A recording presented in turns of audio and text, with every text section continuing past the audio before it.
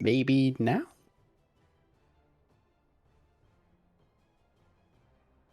Now we're good.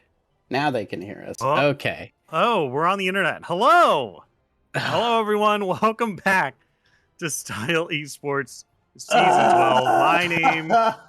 My name is Shinkari, and I'm joined by Thousand Eyes, and here we are in our match of the evening, game number 1, picks and bans. We have got the Goofy Goobers on the blue side. We've got the U.S. Army Esports on the red side. We're already pretty deep into picks and bans, as you can see. Sivir, Ari, and Graves for the blue team. Viego, Ashe, and Vigar on the red side. And yeah, if you're hearing our voices for the first time, trust me, we've been doing a bit of casting already. But we've had some technical difficulties, so we're glad we can finally broadcast our voices to the wonderful folks of Twitch chat out there and the internet. Thank you so much for joining us here tonight. Thousand, are you ready? I don't even know anymore. Ready and not ready are not words in my vocabulary. Mm-hmm. I just have to be prepared to go at a moment's notice now. Yes. Yeah, of course. But here we are. We have a lot of pretty different picks this time around. Vigar hasn't been picked up. I know you've been talking about how Vigar has been still pretty good and not picked recently in Style Esports. So I'm glad to see that finally picked up here. Graves, a pick we haven't seen in a while, has been picked up here, and Viego and Ashe, a couple of very powerful picks along with Sivir being locked in here. We've got some we've got some master tier players here, so we're bringing out the sauce. Yeah, so this will be interesting. Already I see Goofs already going for the really solid kind of Sivir composition with an Ari. I haven't seen enough Ari alongside Sivir. I think it sounds really good because Ari's whole thing ever since her changes has been being a very, very mobile mage that can catch people out, lock them down, and allow the rest of the team to basically swarm them. And Ari getting enhanced by a Sivir ult sounds great. Graves loves having that extra move speed to stick to people. So right now, I love what Goofy Goofs are or Goofy Goobers are putting together for themselves right now. It looks like a solid kind of team fight, skirmishy kind of composition. US Army Esports, on the other hand, though, is looking for something fairly similar, but a little bit more on the pick side and a little bit more on starting off fights on the right foot here. You've got the Ashe support, you've got the Twitch who could go invisible. You get an Ashe ult from across the map, and Twitch suddenly shows up. There's a lot of chances to get something kind of crazy off of that and start off a fight on a really good foot. Yeah, for sure. I mean, this is a team comp that is really built around this kind of Ashe just kind of being like, "Oh, hey, I landed a stun from a million miles away. It would be a shame if my jungler were two clicks away from Oh no, there he is. Oh, Yeah. weird how that Yeah. happened." Um but if that were the case, you know what? You know what? I'm actually going to make a wild call here. Like Cool. if that's how if that's how you want your kind of team comp to play, I want this Ashe to go mid, right? Like if this No. Ashe goes, hold on, hear me out, right? We don't need this Ashe to do damage, right? We just need her to hit level 6, right? If we want her to hit level 6 as fast as possible, we put her in a solo lane, right? This Vigar can be support for a little bit. That's fine, right? It makes the ward item a little weird, but like, I don't know. I prefer Ashe support over Vigar Yeah, support currently. And the main reason for that is, like you said, Ashe just needs level 6. Vigar, he wants to get the Everfrost. He wants to have that AP, and that's going to be really limited playing through the support role. He's only going to have his opportunity to go through getting hits on enemies to stack that AP up. As opposed to being in the mid lane, he can just farm up. He can poke a lot. He can skirmish a lot. Like, there's a lot of opportunities. And as far as like getting the ult off, all Ashe has to do is back, toss the ult down mid, and you get the same effect there. So if Ashe is mid and Ashe backs and then launches the ult from base, there's no mid laner there. You're just hoping that the jungler alone could do the job. Right. I'd rather have the Viego and Vigar there. Right, for sure. So I mean, it's honestly it's not optimal, right? And I'm just goofing for the most part. But like it did make sense in my head. But once again, this is going to be an Ash support. I was just thinking of something goofy that might work. However, here we are, and these two teams together are looking pretty good. I do like the Goofy Goobers five man comp here. Like you said, he was looking pretty skirmishy, but when you lock in Ornn and Morgana, it's no longer like, hey, we're just gonna go like maybe two or three people to like find you out. It's like, oh hey, everyone's here. Super Smash Brothers Ultimate. Everyone's here to fight. Hmm. And Sivir and Graves. It's a little odd because to me, I don't like having multiple like marksmen on the same team because it makes building armor really good against your team, which U.S. Army Esports might be in a bit of trouble with that in terms of enemy itemization. But it's Goose here it's fine. Like Graves and Ari are two different damage types with the mid and jungle combo, so it's not like the end of the world. Yeah, the way that I see this is it's not dissimilar to a bruiser in terms of damage Mm-hmm. composition. That's kind of what Graves is going to be doing here. He's going to be doing, big bursts, but still kind of bruiser level damage because he is a little bit more in the fray compared to the Sivir with the Ricochet doing lots of AoE teamfight damage. So it's kind of going to be Ari and Graves in the early game, really strong, really good. Sivir, on the other hand, looking to scale, looking to just get into the late game and then try and carry the game after what Ari and Graves set up in the earlier sections. So Mm-hmm. I don't mind it because it is basically the AD damage is being passed from Graves to the Sivir later on. Yeah, for sure. I mean, the Graves is not a champion that does well later into the game. I feel like lethality is like a double-edged sword, right? It's really really good in the mid game, but as the game gets later and people start to build like their fifth and sixth items, which are Hmm. usually defensive, that lethality damage starts to fall off a little bit just because people are itemizing against it, right? So just passing it off to Sivir, who's going to be lots of crits and attack speed, and going to be very very tough late game to actually like, unless you're building like Randuin's and Thornmail, right? Is going to be really tough to itemize against. Yeah, it's both teams I think have good damage compositions overall. You've got Vigar, who's basically going to require some level of magic resistance being built somewhere along the line. Mm-hmm. Ash with the Imperial Mandate adds a decent bit of magic damage as well. Um, and then, obviously you've got the Twitch Viego, Aatrox kind of frontlining here. What does worry me is a little bit is if it does turn into a game where Goofy Goobers get ahead, what we're going to be seeing here is, as I believe I have the teams backwards currently. Yeah, I. So here's the thing about this bot, guys. I many times tell it to swap sides, and it doesn't swap sides. I don't know why. I don't understand it, but it seems like it swaps them backwards. Now it seems like the swap is not working along at all. I I will fix this before we get into the game, but it is Goofy Goobers on the blue side and US Army on the red. Apologies for the mix up. Yeah, for sure. I mean, this is going to be a an interesting game for sure. As we get later and later into this game, it actually seems like both of these teams have some pretty good scaling here, right? Like the Goofy Goobers have the Ornn, the Sivir for going late into this game, while the U.S. Army here, they've got Vigar, and I feel like this Ash, as this game goes longer, is going to be firing off like enchanted crystal arrows every 2 seconds here. So like, there's a lot of pretty good scaling on both team comms here, and we'll probably see like this game kind of like get into its own around mid to late game here.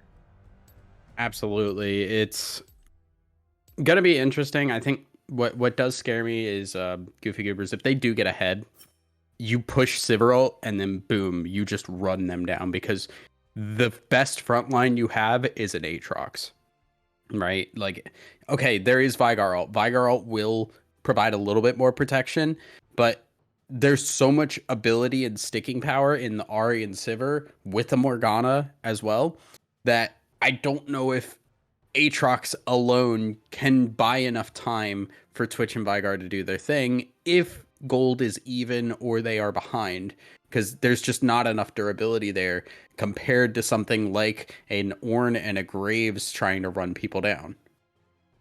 Yeah, for sure. I mean, there's so much on goofs that are going to be able to run you down and get in there, right? I mean, the only thing is that like they're really going to have to rely on this Morgana in order to not just get kind of trapped in Vygar's baby cage, right? Like Mm-hmm.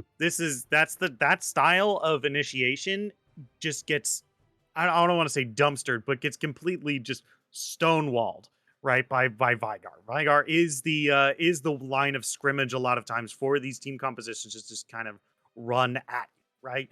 The high movement speed just gets countered by the baby cage really, really hard here. So we'll have to see how the Goofy Goobers play around it 100% because like that ability is nutso for someone who is looking to just run at them, especially with like on the hunt and Mm-hmm. Ari's charm and Yeah, even exactly. Ornhorn to a degree as well.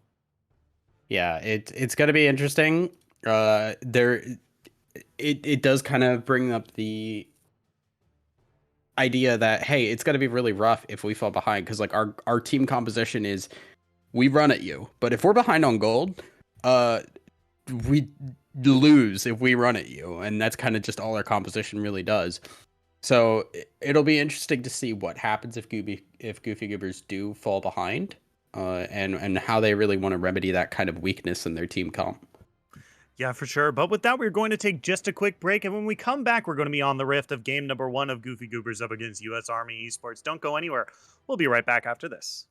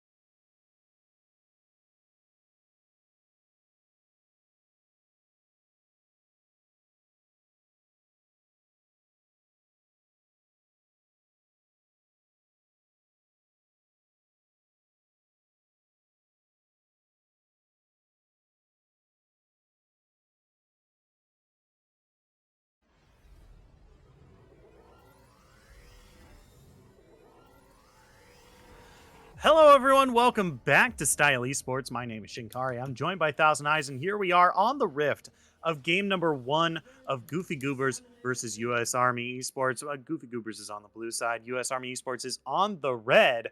And we've got ourselves a 5-point start ready to go for this game to get underway. No crazy shenanigans just yet. and we are ready to go. But 1,000, are you ready? I am ready as the teams are just gonna fan out, and I don't think we're gonna get a interesting action. Nobody really has a. I mean, Morgana's a good level 1, but other than that, you miss a bind, you got nothing. Yeah. Yeah, I mean no, there are no crazy level 1s here. I mean, you could make an argument for maybe Vigar's stun is very good since its range is gigantic, but like the actual range of the spell is rather low, so like people would see it coming like a million miles away unless you caught like the jump on them or something. So once again, no crazy level 1s here. Although You sure did, buddy. interesting. You sure did. Oh no, okay. Stickler Meeseek is they're okay. Well, okay, they had the flash. It's Yikers. really not good. That is Yeah. so okay. The plan was walk up and just get some free damage. I like this. Oh my god, I love Oh this. yeah, this is the best thing you could possibly do here. Stickler Meeseeks here. They're going down. 1-2 punch. Sunkissed Dawn is now next on the chop and block here. Flashing over the wall, trying to get away, but Twinkerbell coming around the corner. They don't care about the turret. It's me. That's OP is going to be going down after picking themselves up the second kill of the game. Now the third one here might be coming as the Twitch is trying to get out of there. Does not have that invisibility. Ooh, okay. Does have that invisibility and are finally out of there. But the good thing here is that it's actually giving a little bit of time for Vigar to get some free farm for themselves here. A little bit of free time in the lane with no Ari. And they're going to be able to get out of there so far. We're 2.5 minutes into this game. There's already 3 kills. Yeah, that was an interesting level 1. I mean, we kind of talked level 1s weren't. I should have specified level 1s were okay. It's invades that were not ideal, but knowing that the Morgana did not have the bind completely changed the engage possibilities of Twinkerbell and It's Me That's OP. You just get so much poke down. The slows from the Ashe allow for Twitch to chase people down. And Twitch level 1 is pretty solid. Even if you go E or Q, there's either a good chunk of burst damage or very consistent damage that with lethal tempo will get decently long range. Yeah, for sure. I mean, Twitch is a character you don't want to mess with, level 1. Especially like a lot of the big reason I said like our level 1s weren't that great is because you don't really have a way to set up a kill early, right? Unless you get the jump on someone, there's really no way to do it. And that's exactly what it's me that's OP and Twinkerbell were able to do here is Red Milk Tea once again in some trouble in these early levels here. Diego wasting no time throwing down the harass in the top side of the jungle here. Absolutely. And I really do like that as well. They know that there's been so much time spent around that bot side. Graves trying to chase around that Twitch meant that there was no time being spent farming. Viego gets a little bit of a lead, can get to those buffs a little earlier and make Graves' life hell. Bind misses Sunkiston in front. Yeah, that's a whole lot of damage already. They're trying to get the kill on the Twinkerbell here, but they might be able to get that last bit of damage now. Oh my god. No. Escapes with single digits of health here. Is going to be able to get away. Means that kill there is done to be very tough as Aliskander is going to be the next one who's focused here. Red Milk Tea coming through, but Spice Kimchi comes in through the wall here. That's going to be a Baby Cage coming up, but Red Milk Tea doing a good job of making sure they don't get stunned here. But that's one more auto attack flashing forward. Spice Kimchi is going to be the one picking up that, and now they're Graves. Look at him to Random Capitals, who doesn't have any mana left, and that's going to be the double kill for the Viego. 2 kills in this game, 5-1 so far. We're not even 5 minutes into this game. It's a bloodbath. It is just complete and utter chaos as these teams are fighting back and forth, but it is always just a little bit stronger for US Army Esports. They just show up exactly when needed and make sure that they can trade just a little bit better. The fact that Viego was there and ready was not something okay. Oh my god. Okay. Yeah. I was expecting something so much worse, but It's Me That's OP is just throwing out a single auto attack and just kind of backing away here. Yeah, I'm wondering if this is going to continue a little bit or if we're going to actually kind of slow down afterwards. Obviously, I think both teams could kind of benefit from that. The last thing that you want if you're US Army Esports is to continue this chaotic, hectic fighting and give that lead back over. Right now, you have a solid lead for yourself. You're looking at your Twitch, who is now about 1,000 gold ahead at 6 minutes. That's really good. You want that. You want Twitch to have that. Twitch is already backed, so that the items are there. You can kind of just press your advantage and keep that level of aggression up in terms of at least shoving people off the wave, not going for overly extreme engages. Yeah, not to mention that, like, it's me that's OP down here is definitely, like, making sure that they can keep up the pressure. Ash Volley is getting to the point where they can just spam that on a very low cooldown, right? Yeah. Like level 3 volley is about where you want to be, where that ability is spammable, right? Has a fairly low cooldown and oh, okay. Well, we're just taking some damage here. But yeah, we have to watch out for, I think level 5 is where that Ash is going to start being able to just kind of spam that a little bit more than they already are. Like, that's just such an annoying spell to have to deal with. Absolutely, especially now with the tier on the Ash as well, makes it even easier to spam and build up that mana pool so that you will keep that ready, and it starts building up that mana mune that you want to get on that Ash just to increase that level of damage coming through later on in these team fights. This Ash, I think, is going to hit a little bit of a critical point, even stronger than we expected before. And now, binds have not been hitting from Stickler Meeseek.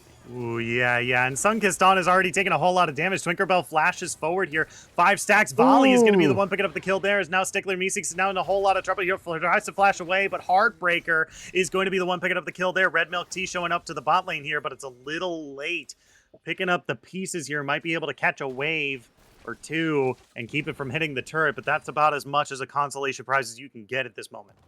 Yeah, and I think a lot of it just is because this Morgana is not hitting these binds. When you spam binds and you don't hit them, you're not only are you losing an engage, you're losing a possible disengage.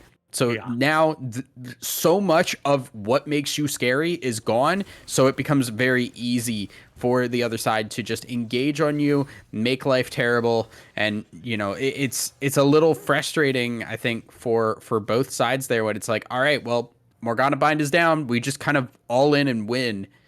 And I legitimately don't know if I've seen one hit yet.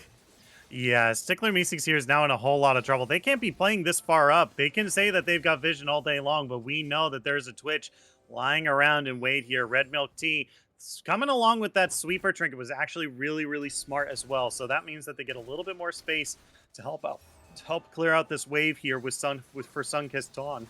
But I'm going to throw around an analogy I've used before, right? We talk about, whenever I like to talk about the threat of someone having an ability, you know, we talk about Samus from Super Smash Brothers. Okay, wait a minute. That's going to be Ultimate being popped by Twitch here. Taking incredibly low. I actually might be able to get the shutdown. That's a double kill for the Sivir. All right, we're going to get themselves a little bit of damage as we take a look at the mid lane here. Alice Kander going to be able to throw out that baby cage and give themselves just a little bit of breathing room. They're finally able to get that and get away here. Yeah, Sivir's AoE damage is pretty good if you kind of just group up and allow those bouncing blades to hit. Oh, well, wow. Okay, well, Spice Kimchi here, still looking for a little bit more. Going to use that Heartbreaker in order to get close, but that's going to be random capitals, popping that ultimate in order to dash away from the Ruined King here. Oh my goodness. Yeah, man, I'd hate to make that the word of the day, but every single time we come to Stickler Meeseeks, it feels like we haven't seen a binding land. I am gonna be the proudest parent when Meeseek hits one. Yeah, same. I think same. Yeah, I did want to go on my analogy really quick. Because when okay, well, Red Milk Tea is going to be caught out here by Spice Kimchi, and they've got a Blade of the Ruined King already. Horn is coming across, but I don't think that's going to be enough to save the Graves at this point as Spice Kimchi finally... Okay, they're going to get charmed at the end of this, knocked into the air. This might be able to turn around here, but that's a good shutdown for the Ari here. Really, really well-timed charm there. Really well-timed bind. The bind hit. Yeah, that was really good. No, like, very genuinely, I know we've memed on it, but, like, very genuinely, that was a good timed bind, and that's exactly, you know, sometimes it's a feel thing. And that sounds goofy, that sounds dumb, but sometimes it very much is just a thing built on feel. You just don't hit one. Oh, wait, might be okay. Okay, maybe they have to get really far away from this wall here. Yeah, it's Tinkerbell okay. isn't not the best of spaces, but it doesn't seem like Sunkissed Dawn is there to follow up with the team as well at this point. Okay, so it looks like they're just going to back away. It's a wash over there. But that time spent gives Sivir the time to farm a little bit, and kind of a little bit of a nothing gained. Oh well, okay. Well, they gained it. Now they have found it. Yeah, Sunkissed Dawn here is gonna be taking 1-2 punch. It's just too easy with this 3-man gang squad moving across the map here. Yeah, I would, I would make a SEAL Team 6 joke, but that's the Navy. So, we can. You will get a lot of unkind Twitch chat messages. I feel if you compare. They're the same thing, right? Yeah. Holy moly. But what I do think is I like how the bot lane got a really strong lead, and the jungler was also pretty strong. And like you said, they have just been roaming. They've been trying to pressure that advantage beyond just bot lane and take that to other areas, bringing it a little bit to the Ahri and trying to do something with that, just being in their jungle, making sure it's not just, well, we're going to keep stomping on these people. Yeah. But here comes the Ashe ultimate across. Actually, really, really good dodge there towards the end. Being able to stay out of that. That would have been a very, very long stun. And now, Super Yacht, who we haven't seen a whole lot of this game. What's up, buddy? That's a good thing. Turret shoved into them a whole lot. I feel like directed camera is mostly the person most upset about this, right? It's just like, guys, I just wanted to go into the top lane. Why are you guys fighting all the time? I look, if we're not talking about Ornn in the first couple of levels here, and like in the first 15 minutes, that's generally a good thing. Spice Kimchi here might be caught out, though. There's going to be the baby cage coming across. Red Milk Tea flashing forward ahead of it. Might have bitten off a little bit more than they can chew here. That's going to be the Vygar ultimate coming across. The Black Shield is going to keep them alive for just a little bit longer for the magic damage. But Spice Kimchi is able to get away as It's Me that's OP. A little bit far forward here, but I think they are perfectly fine the way they are. Yeah, no mobility moves to jump onto the Ashe, so nothing to really worry about. You do take a look at just the vision control on this bot side here. The aggressive vision that now has to be cleared out by the side of Goofy Goobers. It is, a little bit of time spent, and that control. Ooh, yeah, this is exactly what we were talking about. One stun into another from miles away. Vygar plus Viego able to seal the deal on the Enchanted Crystal Arrow in the mid lane. Now it looks like they're getting this turret as well. Yeah, it's holy moly, it's gonna be a little rough here, because this is kind of where Ashe is so strong. You just back with the ult up, toss it down mid, see what happens. Eventually it's gonna hit, and getting that onto the Vygar is just absolutely terrifying. Yeah, not to mention that now this Sivir is really in some trouble here. It's like they're just going to back away and claim the second Drake for themselves. And yeah, I think they're mostly just backing away here. I don't think that this is just an easy dragon claim. I don't think the blue team can really collapse here. Yeah. Yeah, so it's just going to be the second dragon give it away, as US Army kind of continuing their lead, their dominance, especially on this bot side. And I'm interested to see how this works once we do get to team fights, because like we said, the whole composition of US Army Esports is predicated on the idea of we have pick potential, and if that's not used, that's going to be really difficult to actually team fight Super Yacht. Maybe we're going to talk about him a little bit here. Yeah, he's taking a whole lot of damage. That World Breaker has been popped by Aatrox here. But a whole lot of really well-played dodging by them. But Stickler Meeseeks in the bottom side here is going to be in a whole lot of trouble. That's going to be Rat-a-tat-tat coming across, and Twinkerbell is going to be the one picking up the kill there.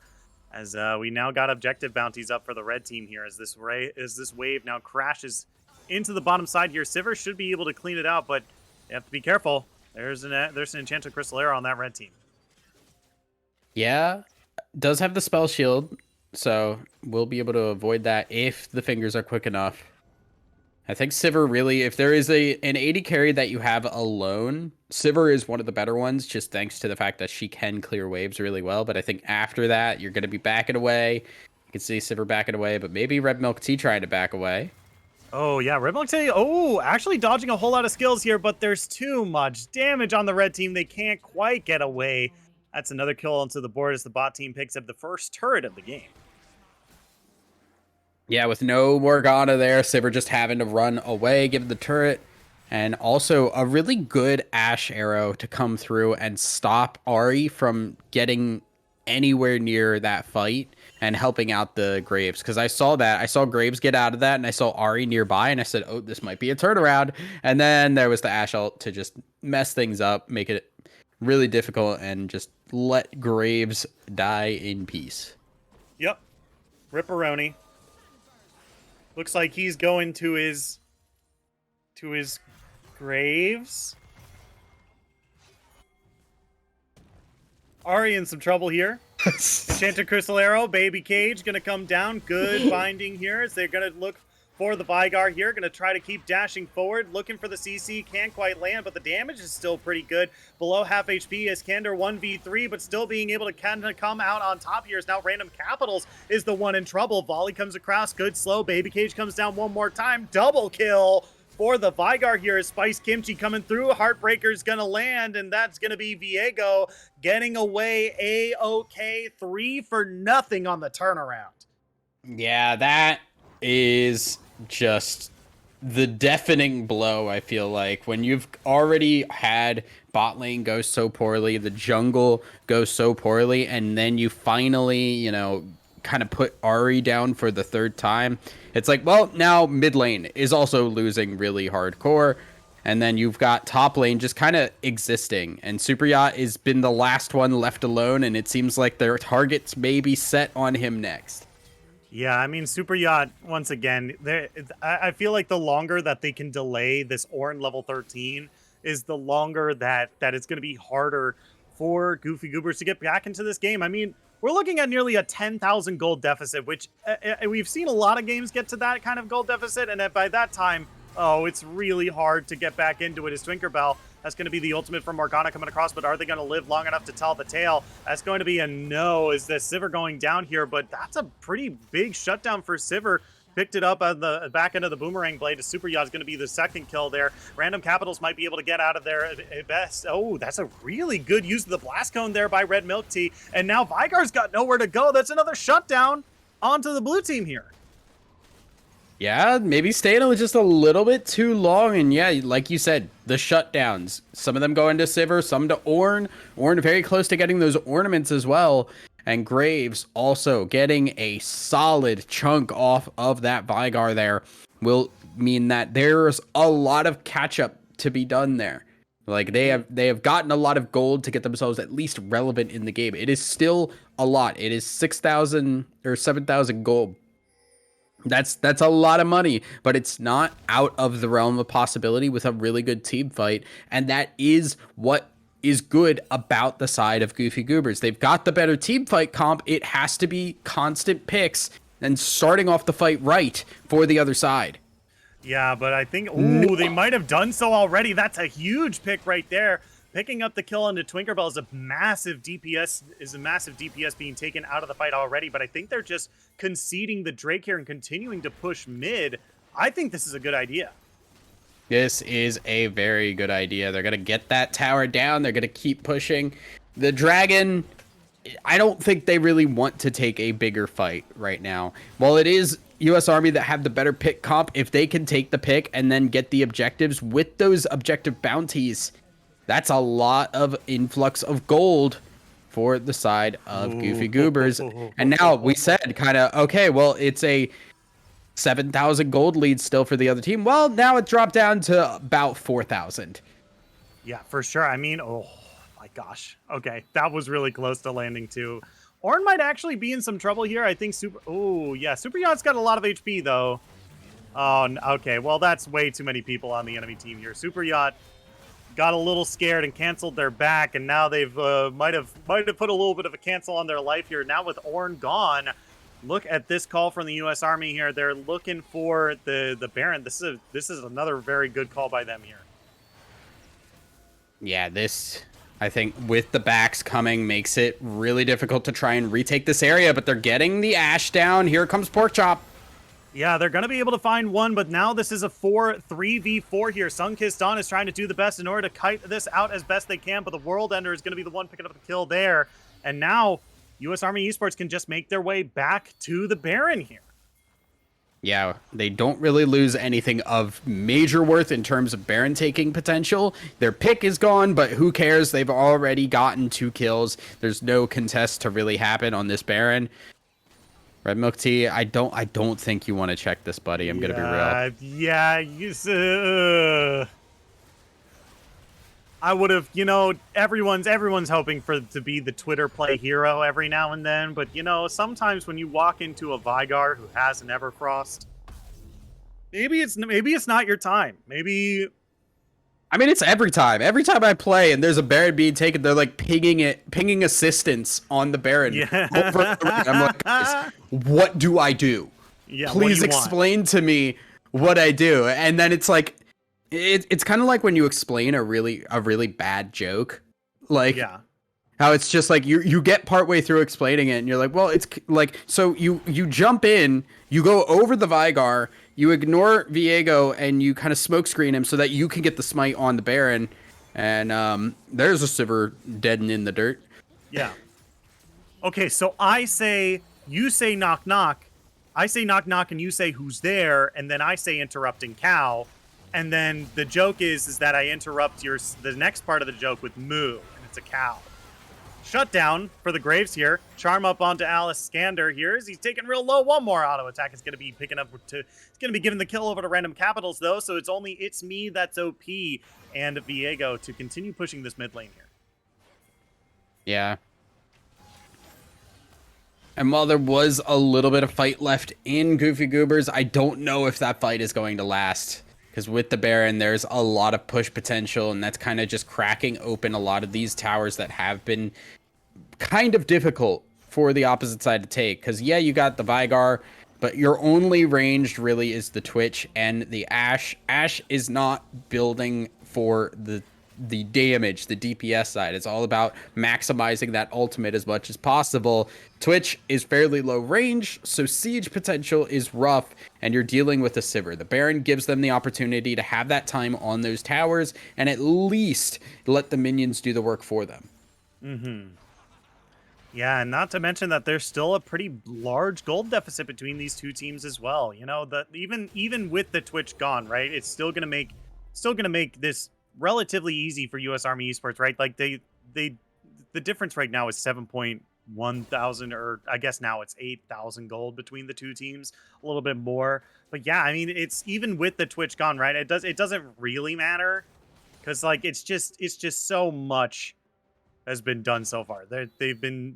It's just really tough at this point for Goofy Goobers. Yeah. And we talked about it before the start of the game. Like, what do you do as this composition if you fall behind? And, oh boy. Oh yeah, Stickler Me6. Okay, going in here, throwing out the Morgana ultimate. It's not going to complete though. They are able to find a kill on the Vigard though. Spice Kimchi on the backside though, going to be able to find one. And you know what happens when Viego finds one? They're able to find 2. Random Capitals has nowhere to go. Quadra kill for the Viego here. And now Super Yacht has nowhere to go. Twinkerbell is on the hunt. They're looking for the Forge God here. Heartbreaker over the wall. They're still trying to do it. They're so close. Can they get it? No! Oh, okay. They're throwing out the surrender vote. Hold up. Yep. Guys, you're not supposed to surrender. You don't do that on streamed games. Yeah. I'm gonna count that as a pentakill. No, that's a pentakill. I don't care what you say, because that, 1, you shouldn't be surrendering. 2, you absolutely would have had that. That is rough. Yeah. Well, that Huh. took the wind out of our sails. Yeah, we're going to take just a quick break. And when we come back, we're going to be in picks and bans of game number 2 here. Don't go anywhere. We'll be right back.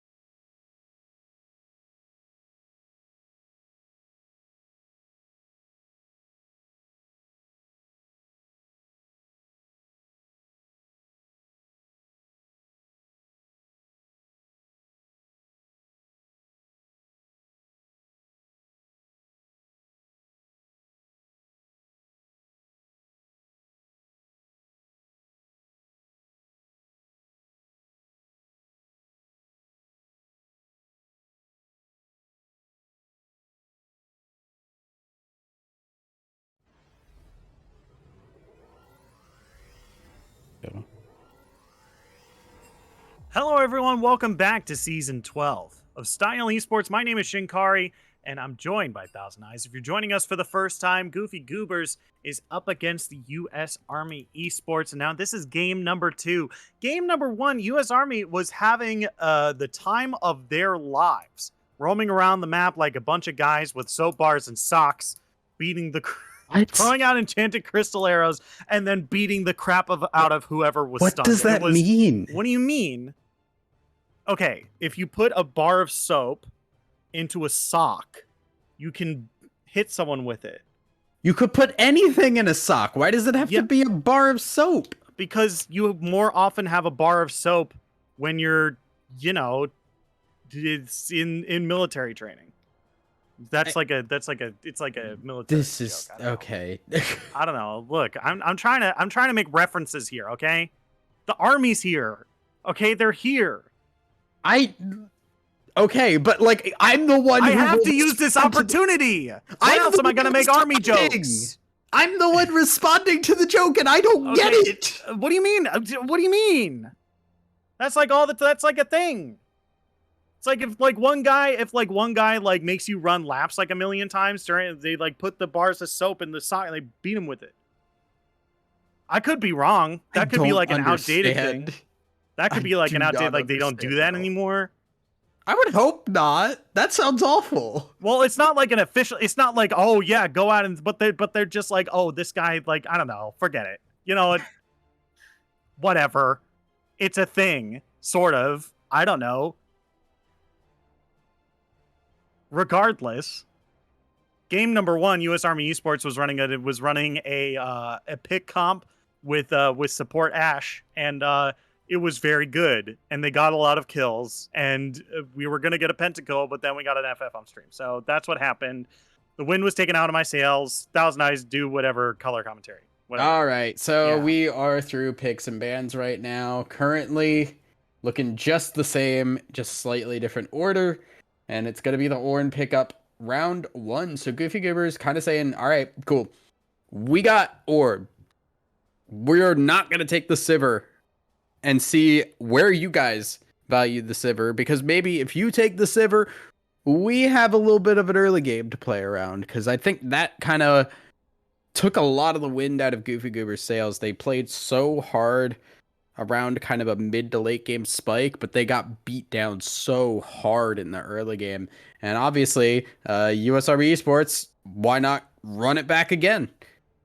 Yeah, I mean, if you're not going to take away the Ashe, if you're not going to take away the Twitch, and if it worked last game, you might as well run it back one more time. The only difference now is that Goofy Goobers is prioritizing this Ornn as their first pick as opposed to the Sivir. Yeah, so I am curious about what is what is the plan so far. Right now we're seeing Lulu taken here, so not going for the Ashe, maybe going for a little bit more team fight priority and just focusing around one member. Goofy Goobers now locking the Xin Zhao. He's been a little less than prioritized for a while, but he's still a really good early game skirmishing jungle, one that I think can go toe-to-toe with Viego early on. Yeah, for sure. And Viego doesn't exactly need, or Xin Zhao doesn't exactly need a super big lead in order to shine, right? He has a lot of things baked into his kit already that make him very, very strong in these first few levels here, where Viego needs to kind of like pop off early, and he needs to get that snowball rolling. Whereas Xin Zhao, it's very clear what Xin Zhao is doing. It's a very, I don't want to say linear, but it's just like, I'm just going to get some damage items early, and then I'm going straight tank for the rest of the game, and then you're not going to be able to kill me because of my big Xin Zhao down. Pyke, however, going to be locked in, which means Kalista is on the table, but Olaf is going to be answered by the U.S. Army on the red side. Yeah, so looking like we're getting some more skirmishing, but a little bit less pick focused from US Army Esports. The Pyke, on the other hand, says, you know what? Screw it. We need to win early if we're going to win at all. We need a strong lead to take with us into the mid game, and that is where the Pyke and the Xin Zhao will come in. You just fly around on that bot side. You take out the Lulu. You take out whoever that bot laner is going to be. And right now you can see Goofy Goobers hovering the Vayne ban and the Sivir ban. These are both champions, I think. Actually, the Twitch ban, interestingly enough. I think Yep. Pyke does pretty well into Twitch because Hmm. he doesn't have the mobility. Once he pops out, you can pretty quickly just jump on him with an E and kind of ruin his day. So I'm a little surprised by that one. However, um, would not be surprised to see the Vayne or the Sivir ban for the second one, just to make sure that Pyke has every opportunity to get on to his target. Yeah, I mean, these are a whole lot of AD carry bans right now that are just. I think these honestly, like the Kog'Maw ban from USAE here is the most surprising. Okay, Lulu Jinx. All right. I think that was the most surprising from me. I was half expecting that to come out of the Goofy Goobers, right? Because when you see Lulu, it's immediate Kog'Maw ban here, right? I mean, Mm-hmm. you couldn't make it faster, but you know, banning it out, that one is the only one that really surprises me. When you have support,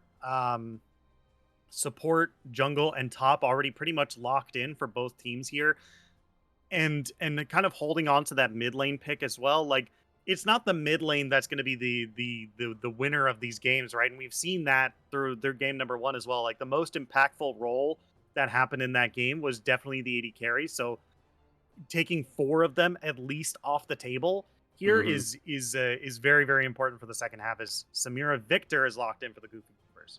Yeah, I like this. So you knew you were up against a Jinx. You knew that you had every opportunity to play aggressive. Go for the Samira. The only thing that's a little weird with Samira and Hook Champion specifically is that her passive, when she knocks people up that get stunned or rooted or hard crowd controlled, it can interrupt hook animations and stop the hook early. So you got to be a little careful and let that full hook go through so you don't cut some of the distance off from it and kind of like ruin a little bit of your fight. The Victor has been a solid blind pick mid that just scales really well and hits a break point earlier than most scaling mid laners would. So that is a solid pickup. The Talia, the final lock in here, looks like both teams really want to focus playing around the spot side. One, because Goofy Goobers have just a really strong early game in that bot side. And two, Jinx being kind of the paragon of the damage for this team outside of the resetting Viego. You got a Lulu, you got Talia for the roams. US Army Esports still want to put focus into this 80 carry to allow that to be the carry of this game. Yeah, for sure. I mean, we're taking a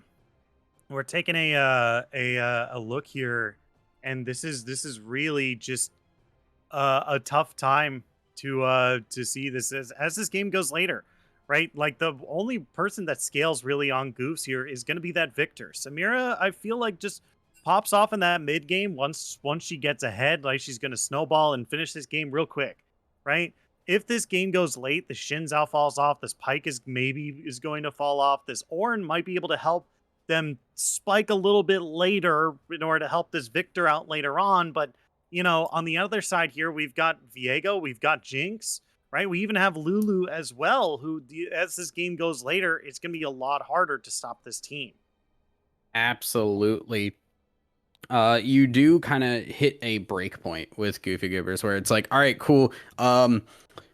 We just don't have an ability to team fight anymore Yeah. because there's a little bit there. So the mid game really strong because those wind walls, both the Xin Zhao and the Samira, gonna do a lot there. You know, the Xin Zhao ult will allow for things like Talia Q to not go through and hit anybody.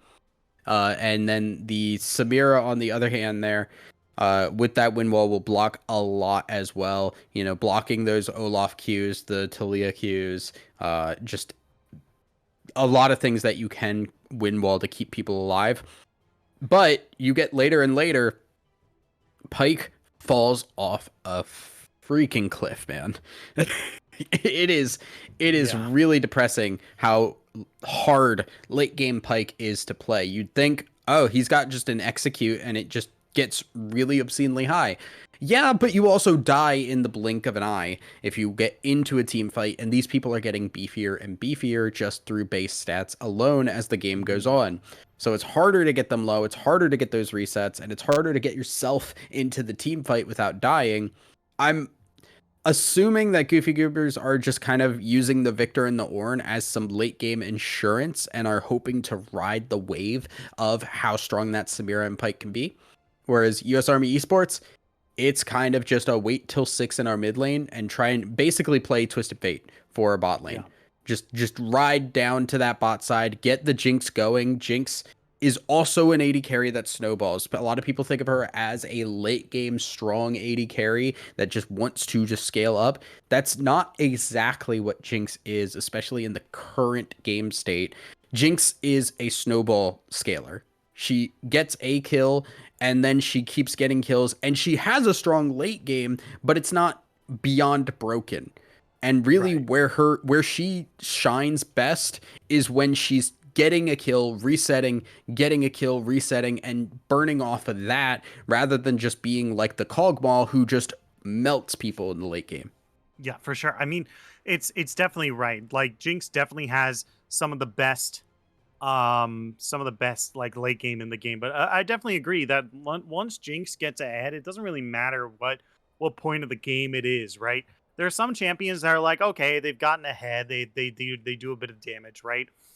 But like Jinx is definitely one of those characters that like it's hard to keep down once they've gotten ahead, right? Her passive allows her to chain kills together, right? Her ultimate is an execute.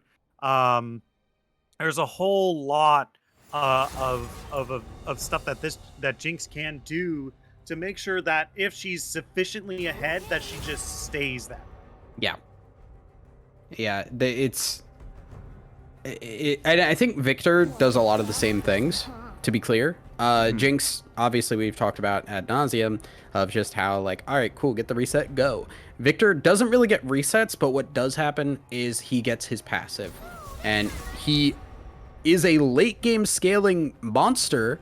However, what really is great for him is going into that mid game with all of his abilities leveled up. And if you're just farming, if you're playing slow, it'll happen, but at a more reasonable pace.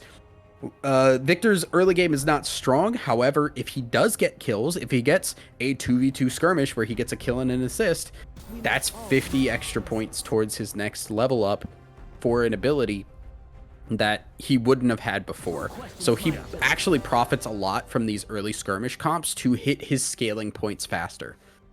Yeah, for sure. I mean, it's definitely Victor is going to be a rather key component in this kind of team composition here, because outside of just like his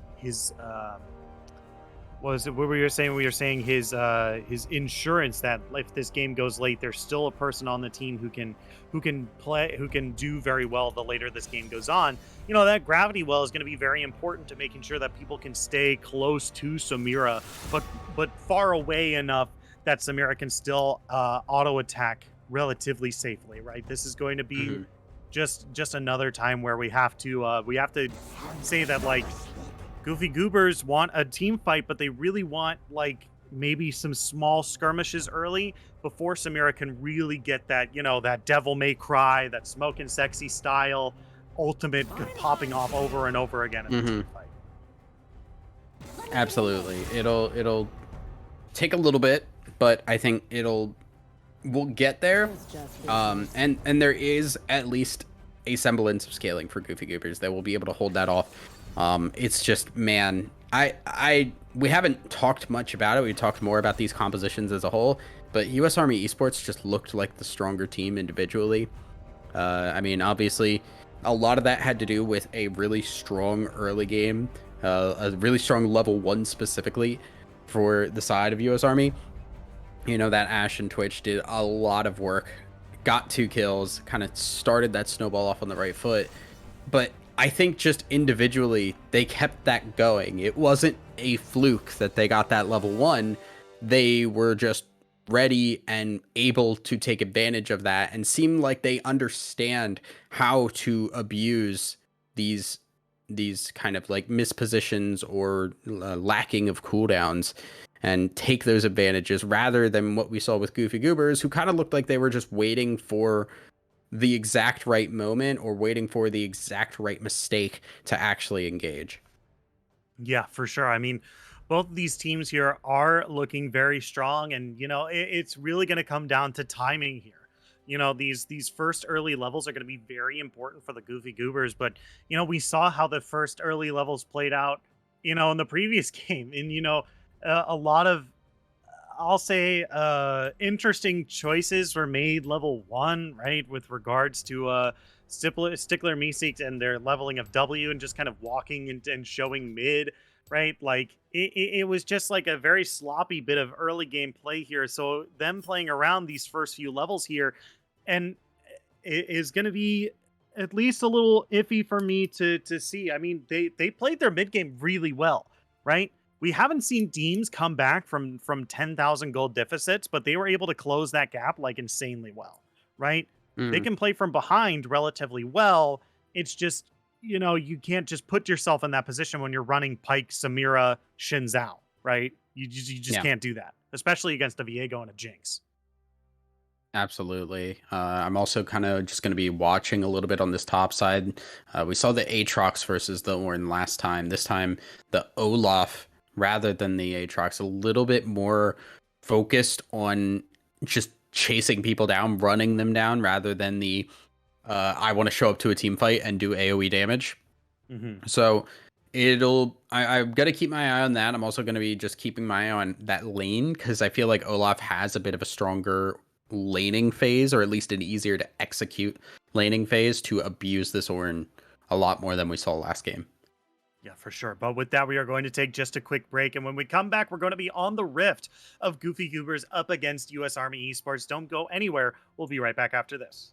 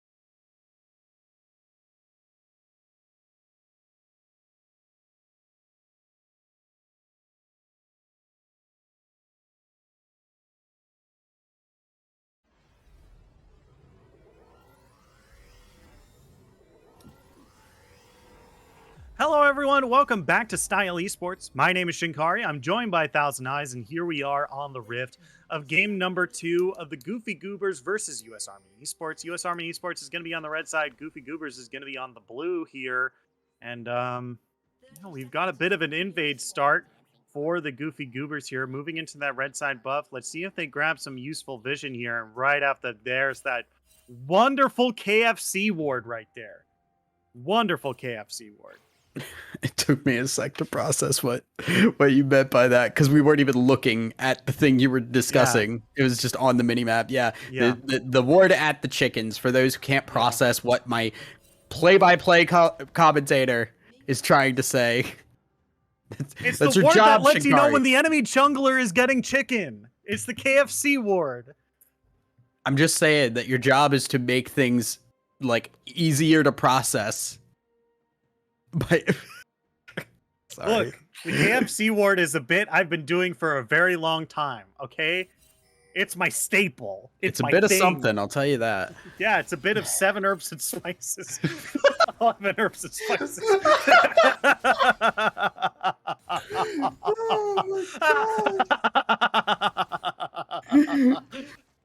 Yeah. Okay, both junglers starting on the top side here, which kind of tracks, both teams wanting, like we said, to just focus on these bot lanes, get something going for them, because they are the carry potential on both sides of the coin. That does mean Super Yacht gonna have a bad time up here, as we can already see, like we mentioned, Aatrox not as solid at taking those 1v1s, more of a kind of in-fight, like healing AoE skirmisher, compared to the Olaf, who wants to just 1v1 people and run them down.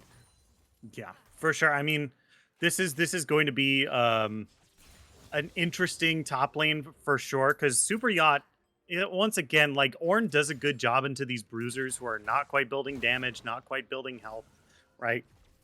And because of how much of his base damage is here.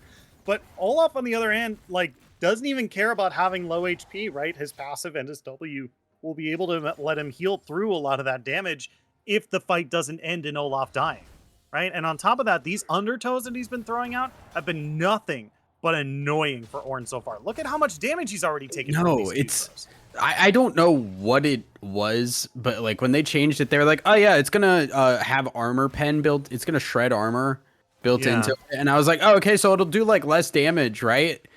And they're like, nah, it's going to do the same amount of damage. Oh, my goodness. Speaking of damage, whoa, great flash there by Stickler Meeseeks here. The Ignite is ticking down. Sunkissed Dawn is going to be the one picking up the kill here. Twinkerbell is looking for the return kill here, but not going to be able to find it just yet. They need to be careful, though. That Zap could find a stray kill onto Samira if they're not careful. That's the dash forward. They're looking for the stun one more time. Twinkerbell's going to get it, but that's going to be the flash coming through from Sunkissed Dawn, but that's going to be the Spice Kimchi coming through, going to be able to find a kill here. Zap comes across here as that's a level up, but that's going to flash forward from Red Milk Tea is going to be one picking up the kill there, as that's going to be Viego finding one more kill for themselves as well. 2 for 2 down in the bot lane, but disastrously, it's 2 kills for Viego. Yeah, that's the thing. It's 2 kills on that Viego, who has especially early to mid game carry potential, and Viego getting ahead is always a problem, because you've got to be able to take him out before he can kill you and start resetting. On the other side though, I want to give some huge props, because Meeseek not only hit a real good hook, but then followed it up with the E, followed the flash with the Lulu as well, and made sure to lock that down. That was a really sick Pyke play that I don't get to see enough. Yeah, but following that immediately they do not have any breaks in this bot lane. Sunkissed Dawn comes back to lane, gets another kill, and they're not wasting any time in this jungle either, because Spice Kimchi already taken really low. The wind has become lightning. Red Milk Tea looking for the dash, can't quite find it. Random Capitals throwing out that last laser beam, still can't quite take down the Ruined King. As in the top lane, Super Yacht is fighting Pork Chop up there, but they're still going to be a wash as the two of them. Oh, Super Yacht spent flash. Pork Chop still looking for a little bit more here. Xin Zhao coming up there as well, as once again, no breaks in this bot lane.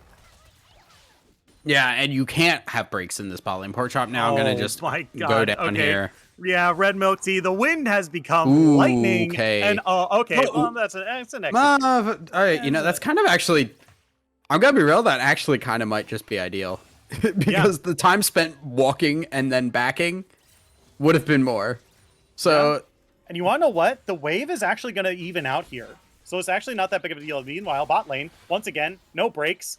Stickler Meeseeks here looking for Twinkerbell here, but they're doing a good job of splitting up the pressure here. They have to make a commitment one way or the other, and they're going for Lulu here. This time it's given Diego to get here close. They're looking for the sweep. They're going to be able to find it. Dashes back to Jinx here. Might be able to find ooh. something, but it's a 1-for-1 in the bot lane here. A kill going over to Jinx this time. Yeah, the 1-for-1s are not what they want, though, in the bot side. They want to have that win. They want to have Samira get fed and get ahead. And yeah, she's getting ahead of the Jinx, but at what cost? At the cost of Viego getting kills. And those kills can then be utilized across the map on Viego. So it's kind of a high risk, high reward strategy. If the rest of the team can handle this fed Viego, it's going to work out great, because Samira will just shred people once that level 6 mark hits. And then on the other side, though, if they can't handle that Viego, life gets real difficult as Twinkerbell, goodbye. No. Okay, wait. Oh, that was really, really close. But Pike picks up an easy kill up in that down to that bot lane there. But Pork Chop here looking for some more. Oh my god, it just does so much damage. Yeah, they were like, all right, cool. It'll shred armor now. It'll do less damage. Yeah. No, it'll No. slow less. No. No. The Spice Kimchi here. Fighting out Red Milk Tea. Victor coming in for the support. Flashing. Oh. Okay, that's not ideal. Spice Kimchi is going to get the reset here. Ornhorn coming across, but Chaos Storm is doing quite the bit of damage here. Orn can't quite find the fight over the wall here, but that's another kill going over to Viego here. Or did it go over? Who got that? I thought he already had 3 kills. Okay. No, it was 2. I thought he already had 3 kills for some reason. Whatever. Stickler Meeseeks coming into the mid lane here. That's going to be the gravity well coming down. We're going to pull them back into it. They'll get a little bit of a slow for themselves. That boulder is not going to fling them into the turret this time, so it's a wash in the mid lane. So, I am so confused because, and this is going to sound rude and flamey, but we saw Meeseek struggle to hit a bind. Yeah. And now on Pike is obliterating kids. Yeah. So I'm just wondering where this Meeseek was last game, and what happened. I think the Pike, the Pike hook comes out faster than the. It does, but it's still like you have to like make sure it's not also have the a little bit more easiest time thing to aim it. It's also a little bit easier, a little bit more time to aim it too. Yeah. Yeah, but you're like showing that you're gonna throw it. Yeah, sure. Okay. I don't know. I'm just trying to think of ways. I don't know. Look, I don't know. Stickler Meeseeks, however, taking a whole lot of poke damage here, but Sunkissed Dawn wasting no time diving right in, looking for it. They do have level 6, both of them available, but Stickler Meeseeks has already taken a whole lot of damage. Good block by Sunkissed Dawn there.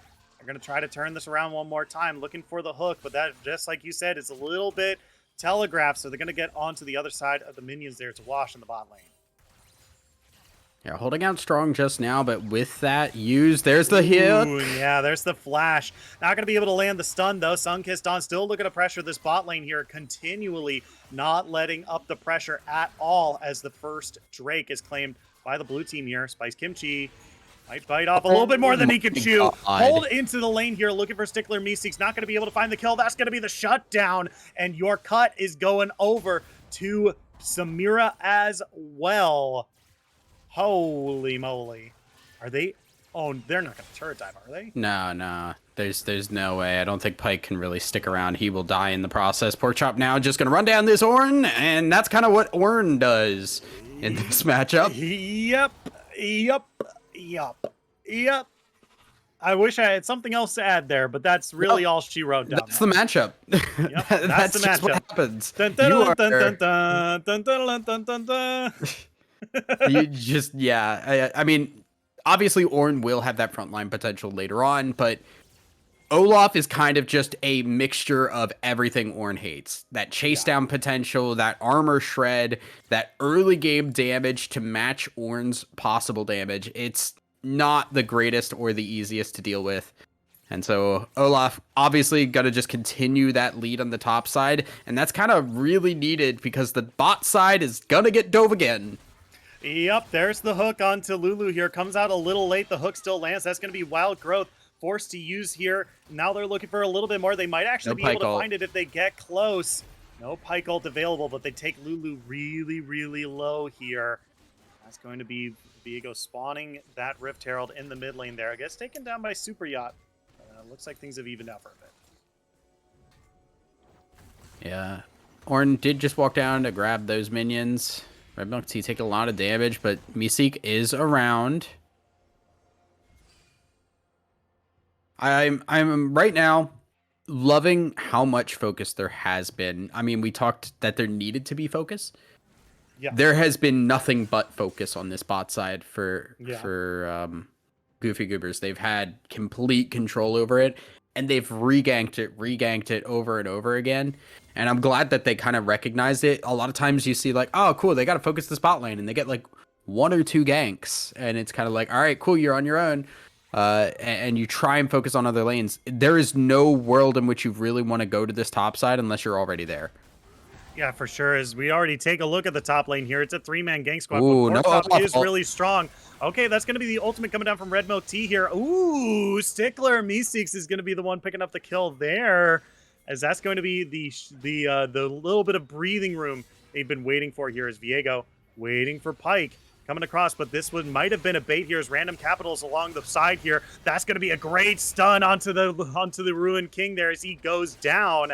And now outside vision, Stickler Meeseeks is going to be able to heal up a bit, but they're not. The foot is not off the brakes. That was just a ping onto the mid lane there. I'm coming. He's still got Stickler Meeseeks. He's still looking to get something done.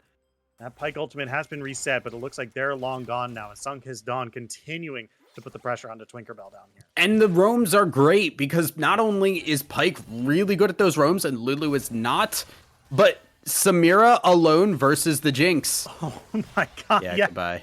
Yeah, okay. Well, Wild Growth comes in clutch. This is why you play Lulu, folks. Yep. You exist to give health to the AD carry. That is your job. But I mean, more importantly though, the Pike roams really well. Lulu does not, but also the 1v1 of Jinx versus Samira. Samira loves that for her. She loves having that opportunity to just kind of run down this Jinx, especially with how much of a lead she has. So this is really smart for Goofy Goobers to say like, all right, cool, we are ahead. Boom, Pike, go elsewhere. Abuse what your champ is good at, and we will abuse what my champ is good at in the bot side at the same time. Yeah. Samira is good at those 1v1 fights here. Stickler Meeseeks, once again, roaming around this map looking for kills. They're trying to set up for this Drake right here, and the one way their team knows how to, and that's just running around the map, just killing them. And I think... one thing I want to say is you said this game was like we wanted to see the change in focus, and I think they did the gamer posture change. You know, when they would like lean back in the chair and then they just do the breath, and then their posture is more upright. That's what we've been seeing here from Goofy Goobers in this game number 2 here. I've never heard that described in that exact way. Yeah, the gamer posture change. It's all about that as they're looking for the fight here. Hook comes out, but not going to land. The wind has not become light this time around. So a lot of important initiation tools has been missed here, but Alice Kander is going to be forced out of this fight as they flash forward looking for the third hit of the 3-tone strike. Not going to land that Pike ultimate, though. They've used a lot of resources here, but they're finally able to find the kill on the Talia. Let's see if they're going to be able to find more. The hook, once again, does not land as the U.S. Army Esports is doing a great job of peeling back this fight as best they can, but it's still a numbers advantage for the blue team. Hook one more time, still doesn't land. They're still looking to fight this. They're still maintaining fight. They don't want to give up this Drake just yet. It's the Earth Drake. They have vision in the river here. Let's see if they can find some I don't think they can. I don't think they can do this. Jinx does no damage right now. Like they are just really not going to win a fight here, and I don't think they really want to. Olaf is trying to come down for this. Yeah, he's marching his way down. Ornn is doing a good job of at least being a line of scrimmage between Olaf and the rest of the team. He might be able to turn it around. Okay, Dragon is secured, and they grab a 1-for-0, and now they're out of there. Yeah, just clean up, grab the dragon, get away. and back up and keep doing what we've been doing. Meeseek has just had a complete turnaround this game, and it's looked great. And now we're seeing Pike come back around. This is just very easy. You dash forward, you get that hook, and boom, you've got insta-kill pressure thanks to the fact that that ultimate will be up. Pike can come in here invisible. Yeah, there we go. Yeah, immediately they've got some damage onto Samira, but they need to stop this Pike. Hey, it looks like the Wild Growth is going to stem the bleeding for a bit. It will not stop them entirely. We'll just delay them a little bit as he's already going. He's moving. That's going to be the channel coming across. It's going to land the stun. It's not going to land the second half though. Double kill with the Pike ultimate. Holy moly. Oh, okay. Well, that's a lot of gold. That's a lot of gold for your team. Yeah. I mean, okay. It's not as much as it used to be. For those who have not followed Pike changes over the last couple of patches, he did get changed a bit to have his ultimate only give one set of extra gold. Meaning that if he doesn't get the kill, he'll get the extra 300. If he does get the kill, he gives the 300 to somebody else. He does not get the kill and also the sack of gold. So it is just an extra it is just 600 gold for a kill instead of 900 like it used to be. Right. And you can kind of see that in the gold lead, 12-5, but still just 3,000 gold, which you look at a 12-5 game generally, and you expect a little bit more of a gold advantage. I'm pretty sure last game we had something similar, and there was like a 5,000 gold lead, a 6,000 gold lead. We hit somewhere around the 9,000, 7,000, 8,000 area, and it feels like there's a lot of kills, but not a lot of gain outside of that. We've not seen a tower go down yet. We've not seen much in terms of actual gain after those kills. It's been 2 dragons, and that's really about it, which doesn't have a lot of gold value. Yeah, for sure. I mean, right as you say, we haven't seen any turrets go down. We're about to see Shelly charge right into... Okay. Well, the charge is going to get into... This might actually mean that Shelly might not get the charge. No, she will. Maybe? She will. Okay, okay. Stickler Meeseeks here going to be able to find out Twinkerbell underneath the turret. Still does a decent chunk of damage. I mean, it's so... Okay, Red Milk Tea is going to be the one tanking it up, but they're making their way over towards Samira, who is full HP. What are we doing? Okay, well, that's going to be Stickler Meeseeks picking up another kill right there, and that's going to be another chunk of gold going over to Samira one more time. Yeah, don't know why we burned Ghost. Yeah, that's going to be interesting right there. This is going to be the coming across here. Still not going to be able to find the kill there. Spice Kimchi still below half HP right now. Victor making a way up from the river, abandoning that mid lane. Going to lose the turret for it, but I think this is going to be a 4-man push. They have to be careful. 4-member strong. They've been doing nothing but diving all game. They're immediately getting that call and immediately making their way out of there. Yeah, but the disengage comes through. They get the mid lane tower, and now they're going to look to dive Super Yacht. There's so much good happening from U.S. Army. Yeah, they're still doing a lot of very, very good plays. They sacked mid, and now they're sacking top in order to grab these turrets in the bot half of the map. There's still some even plays here. They're still playing very, very well from behind. They need to continue to stall out this game. That's the thing. Like, while we saw last game when Goofy Goobers fell behind, it kind of just went to hell. There was no real turnaround. There was no trading of objectives. There was no trying to get some kind of win across the map. This time, when we see U.S. Army behind, they are trading objectives. They are saying, all right, cool, you're going to commit 4 whole people to that bot side. We just tell our bot side to back up. Sacrifice that bit of gold. We're going to take the mid lane tower. We are going to go dive top then and take the top lane tower as well. And you can see, once again, despite the fact that the kill differential went up, the gold lead has stayed stagnant. Yeah, for sure. I mean, this is... this might be very bad here. Meeseeks is taken real low, and that's a pretty huge member of their team already taken out. Ornn is coming in here, level 12. This might be another sack kill here. This is a disastrous team fight for Goofy Goobers here. Already losing so many members so early on into what was going to be a team fight. And this is why you trade those objectives. This is why you say, all right, cool, we're not actually gaining gold, but we're not losing it either. Because of the fact that they were somewhere within a similar range of gold, they can make that pick and then turn it into something else. They have the ability to say, all right, cool, we got a kill. Let's push forward now. Let's abuse that fact. And even though we're down in gold, it's not 6,000 gold. It's not like we took out a member and it's like, well, we're kind of even in a fight after that. No, you still took out an entire member and you have more than enough gold on your team to make that turnaround work. Yeah, now Red Milk Tea is in a whole lot of trouble here. God. Has to pop the ultimate, but it's still not enough. As now it's starting to, this game is slowly starting to turn to the U.S. Army's favor. As now Stickler Meeseeks here, looking to try to get a pick, but he might have bitten off a little bit more than he can chew here.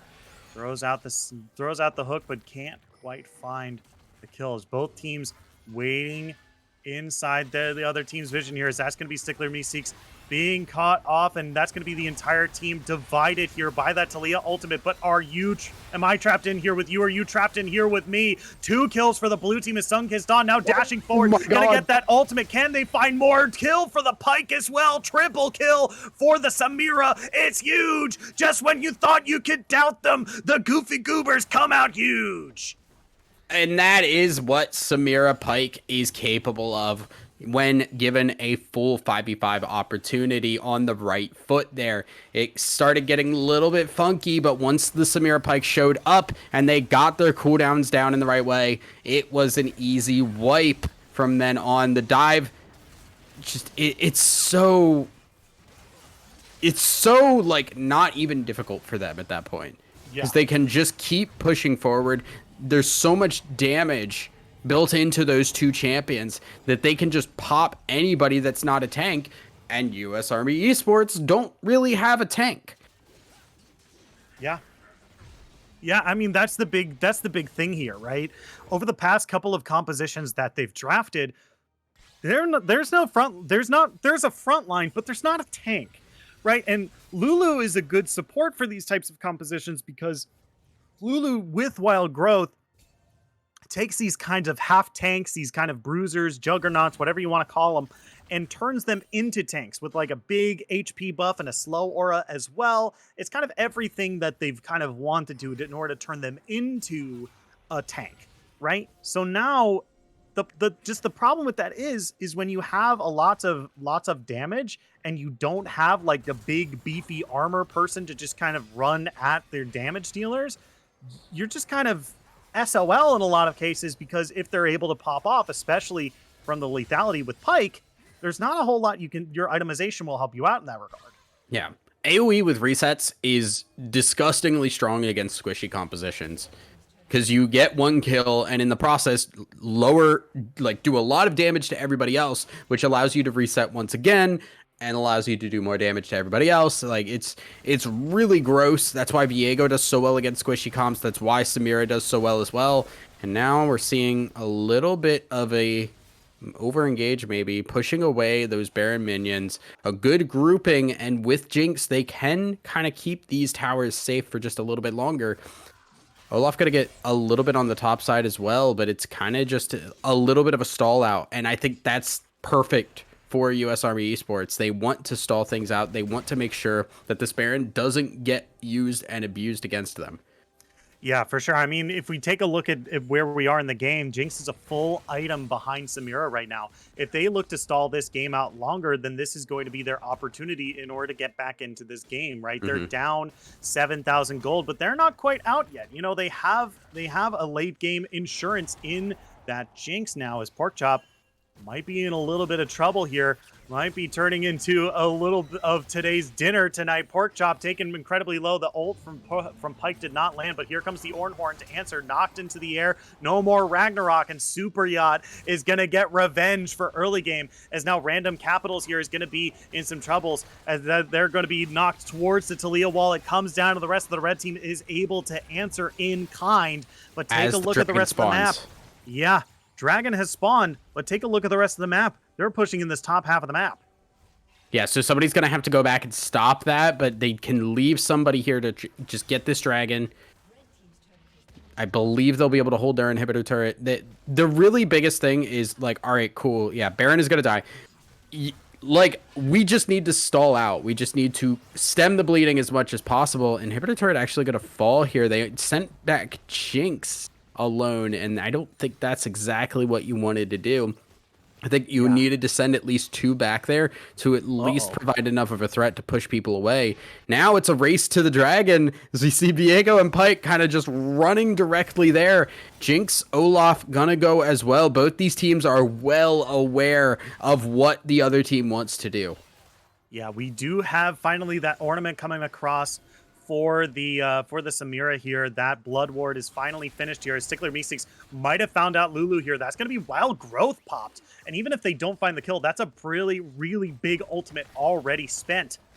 Might as well be in a 4.5 v5 right now as they find out Pork Chop, where we going? Looking for the kill. That's good. He can't be disabled, but he's already doing a whole lot of damage here. Taking incredibly low. That's going to be the Pyke ult to be coming across, but it's not going to be that picking up the kill here. As Sunkissed Dawn now diving into the enemy team. That's going to be the Smoke and Sexy Sound coming across. Ornhorn is going to knock Jinx into the air as Alice Kander is going to be the next to fall. As now it's me. That's OP is taken really low. That's going to be the next to fall. They have 4 down, triple kill for the Samira, and they've denied the Drake the objective bounty away from US Army Esports.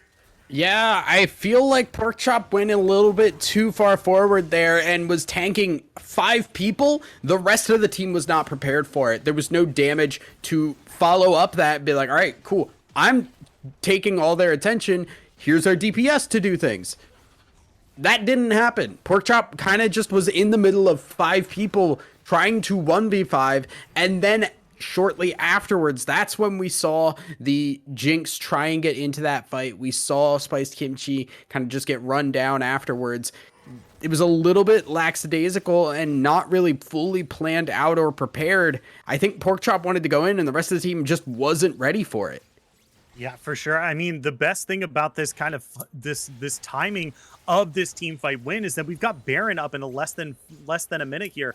They can fully back here and then make their way kind of over towards the Baron pit because neither team has vision around here. So they can already start setting, they already have like a bit of a vanguard here to start setting up wards and clearing out enemy vision so that they can finally go forth and you know, get this next objective spawn here. We got about 20 seconds on the clock, and this is already looking like perhaps another team fight win, maybe. I mean, this is they did so well in that last fight, but I think it was mostly just a little bit of poor positioning from US Army Esports more so than it was like really, really well played. Oh, and they're getting late to this Baron. Horn coming across here, but it's only going to land onto 1 here. Red Milk Tea diving maybe a little bit forward. Shirelia's Battle Song going to get them out of this fight. Ooh. Knock towards the team. Red Milk Tea might be in some trouble here, but that's going to be the knockup coming out from Orn here. They're still looking for intro into this fight. They're still so close. Watch the flank. Super Mega Death Rocket comes across with Stickler Meeseeks taken real low. Going to be able to find the hook onto Viego, but they still can't find an initiation to get Samira into this fight. They're going to peel backwards. A whole lot of ultimates have been spent. They're still not able to find it just quite yet. Yeah, so much was burned there. The health bar of the Pyke, the Ornhorn as well. And we saw US Army Esports kite away from it, keep it going, and make sure that they didn't get fully engaged on. That's they do not want to full engage. They want to kite this out. They want to keep those cooldowns burning. And if they can get Pyke low enough to the point where he can't realistically do anything, the late game weaknesses of Pyke start coming in. If he's half health and he tries to E through an entire team, he's going to get blown up before that actually does anything. Yeah, but he's finally rejoined the fight. He took a back and then immediately using those boots of mobility in order to make his way back here. Boats of mobility. That's what happens when Alistar builds it.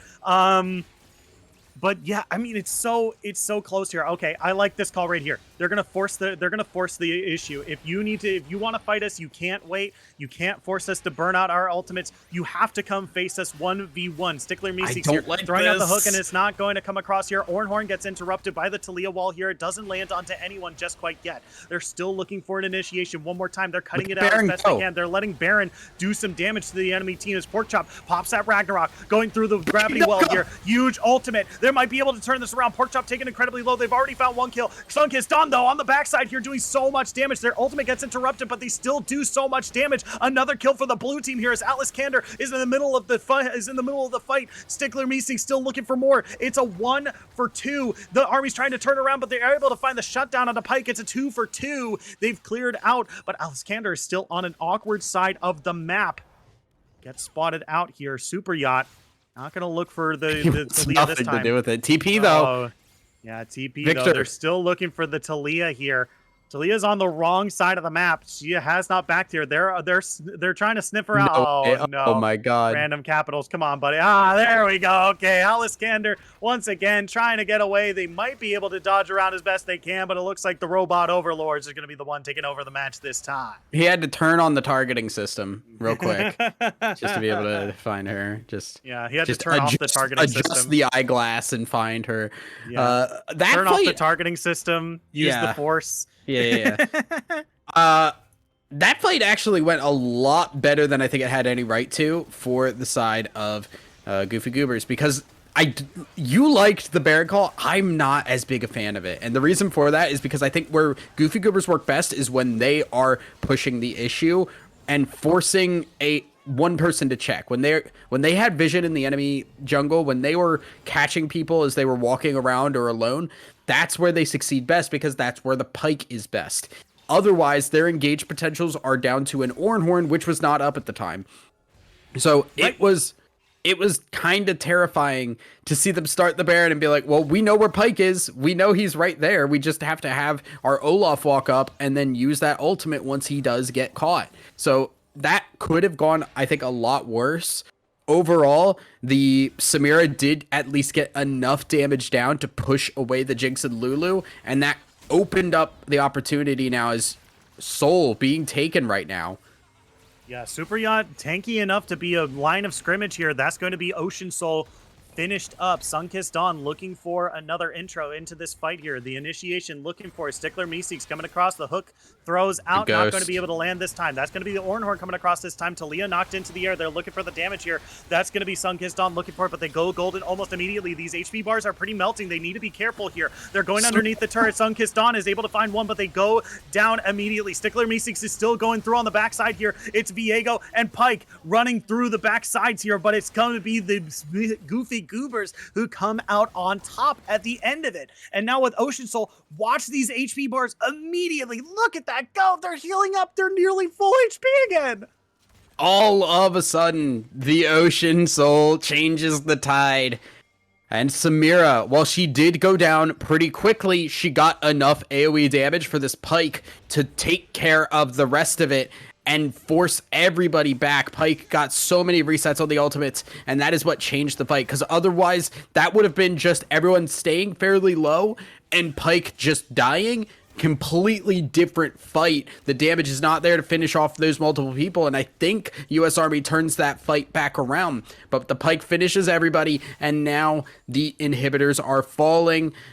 We have just one inhibitor left for US Army Esports, and they're going to be holding on to it for a while, because we are going to be probably just waiting for objectives or a hard force for the side of Goofy Goobers.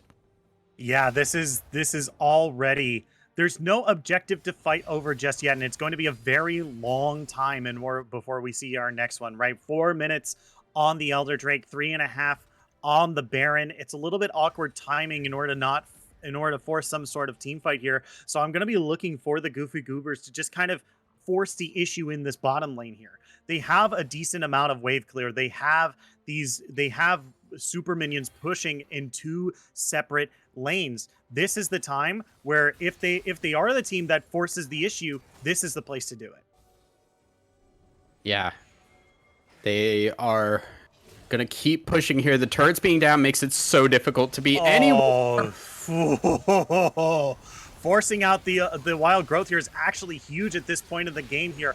Really, really good hook, even though it doesn't land a kill. Look at the healing on Super Yacht. Though.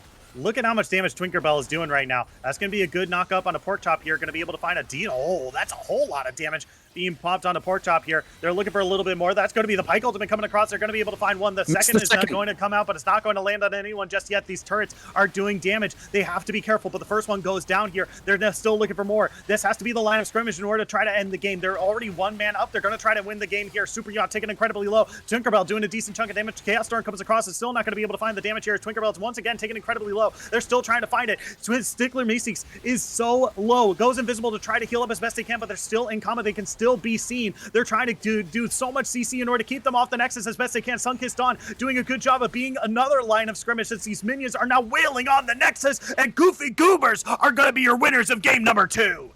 Goofy Goobers pull out the win, playing to their win con with that bot lane looking good.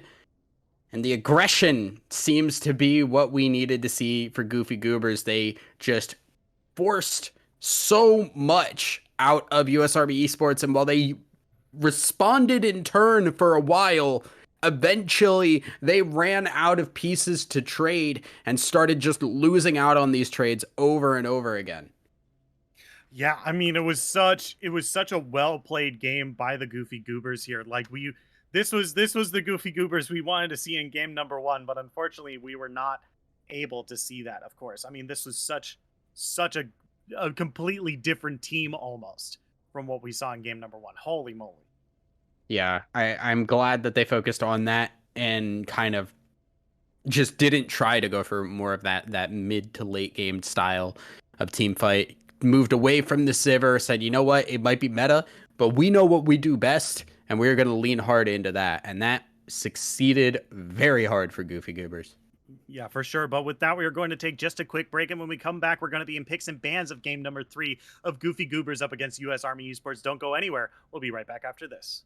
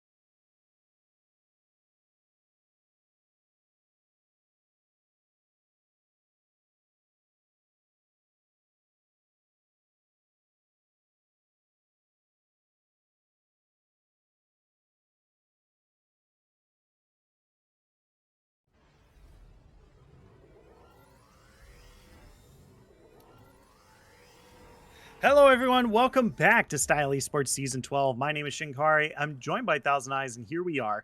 Your matchup this evening has finally reached its final chapter, game number 3 of the Goofy Goobers up against U.S. Army Esports. And now here we are. Picks and bans are finally underway after game 2. Goofy Goobers doing kind of a similar composition to what we saw U.S. Army Esports play in game number 1. You know, a very pick-centric, lots of skirmishing across the map, this time with a pike instead of an ash. So now you have to see how these teams will adapt in game number 3, or whether these bans will be relatively similar, or even if we'll see these two kind of picking and skirmishing comps going up against each other. Yeah, I mean, I think that would be really interesting to see both teams kind of lean hard into it, as is always the case. When you get when you get both teams doing the same exact composition, it gets kind of rough when one team gets ahead, because it is hard to go from there, because it's just like, well, they do what we do, just kind of better, and that will be. We'll have to see if that is going to be the case. Actually, an Aatrox ban this time around. I'm confused on what changed here that they want to go for the Aatrox ban. Yeah, the Aatrox ban is over the Karma this time around. So Karma is back on the table for U.S. Army Esports here if they want to do so. I mean, the Aatrox was a big problem. Okay, they're going to ban the Ornn here. So the Ornn is over the Renata Glask ban that we've been seeing the past 2 games. So the Goofy Goobers here do have some champions still on the board for them, but this Ornn that they've prioritized the past couple of games is no longer on the table. Yeah, I'm gonna definitely have to change things up on that top side now. I'm kind of hoping we don't see the Sivir first pick, even though I really like Sivir as a first pick. I think these teams just do better without. Goofy Goobers taking the Viego away from U.S. Army Esports. So now U.S. Army Esports have to change up their jungle position, and Goofy Goobers are going to have that resetting potential. Yeah, I don't exactly hate this idea here. I like this idea as a 4th ban, and I like this because Goofy Goobers have been playing relatively like skirmishy, kind of high damage junglers here, as Belveth is going to be locked in here to match the Viego. All right. To finish up my point here, Goofy Goobers have been playing, relatively high damage junglers here. So with that kind of lock-in of the Viego here, it's very, very strong. And I think it's also just a little bit of a stylistic kind of no stylistic change from how the Goofy Goobers have been playing this. Exactly. Yeah, it fits the exact same thing that they've been doing, but it also is giving a little bit. It's taking away what has been comfortable for U.S. Army Esports. So it's a smart decision to go, and that will be just the quick Renata Glask and Belveth pick up here. Belveth does a lot of the same things that that Viego does, just a little bit more focused on trying to stick to people and bleed them down, rather than the Viego, who is going to just grab people and kind of just blow them up, reset off of that, and continue to blow people up. But as we see here, Renata Glass going to be locked in by U.S. Army Esports here. And I think this is also going to be a 4th ban as well, because they've been banning it out nearly every single time round here. And I think that if the Goofy Goobers look for more of a hyper carry kind of character in that bottom lane, or if they get kind of like a big lead out of that AD carry, then Renata Glass is a very good character to kind of take advantage of that and turn it around on the Goofy Goobers. Yeah, as the Victor going to be the lock-in here, the Sejuani taken here, kind of just as the, I can't get Ornn, so I'm going to pick the next best thing. Yeah. Yep. And the Camille just to go up against it. So this is interesting in that the thing that I have noticed with champions like Fiora and Camille is, against these kinds of tanks that are currently popular in the meta, they actually don't win early. They win late. And that is just because the base damages of these tanks are really good. The scaling, though, from Camille and Fiora to have that, extra true damage to burn out those tanks and kind of trade better and better, gets just stronger and stronger, to the point where the 1v1 potential becomes really difficult for those tanks. Sejuani should have a decent early game here against Camille, unless there's a little bit of visitation from some jungles. Yeah, for sure. I mean, if anything, this is going to be if anything, I'm taking a look at the bans right now that are coming through. Once again, USAE bans out the Kog'Maw. I feel like this is another like time where Kog'Maw might actually be good against the Sejuani here, right? Like this is another champion that does take advantage of Sejuani's tankiness and just kind of turns it on her head, right? They don't have the Trundle available to them, right? They locked in that Bel'Veth. So now Sejuani is kind of free to just kind of do that hyperscaling tank thing, right? It's just in this bot now with all these bans coming through here. I would have liked to see maybe a tank buster come through for US Army Esports, and Kog'Maw is typically that champion. Yeah, it's It's not gonna be that though, regardless. Goofy Goobers getting the Samira band away as well, so not gonna be seeing any more of that as either. I don't think Samira would be what you would want to pick here anyway. I think with the Victor and Sejuani, you're looking at a more standard composition, which is a little concerning because we saw how that worked out in game one. The Ari pickup here as the response to that Victor, so pretty much just going to be a standard clearing, just no action happening in that mid lane unless there is an Ari charm for USA, and that will basically just be a nothing is going to happen. Top lane might actually get a little bit of action thanks to that. The Jinx going to be the lock-in for Goofy Goober, so they're taking that away from USA Esports as well. Even though it didn't really... I mean, I guess, okay, Samira was taken off. Yeah. Budget Samira is available, so you take budget Samira. Yeah. I mean, I think I like the Jinx here as kind of like a sixth ban in a way. Exactly. Right, because Jinx and Renata are very, very good. And this is kind of another reason why I don't exactly like the Kog'Maw ban here. It's because Kog'Maw kind of opens up to this that we're seeing now, this Tahm Kench being locked in for the support position, that now they kind of have two mega tanks that, like, the enemy team now have to answer in their fifth pick, right? And now they've kind of locked themselves into a lot of champions that don't have very big percent HP damage. And now, okay, Sivir is going to be the lock-in here. So, it seems like both teams have said, you know what?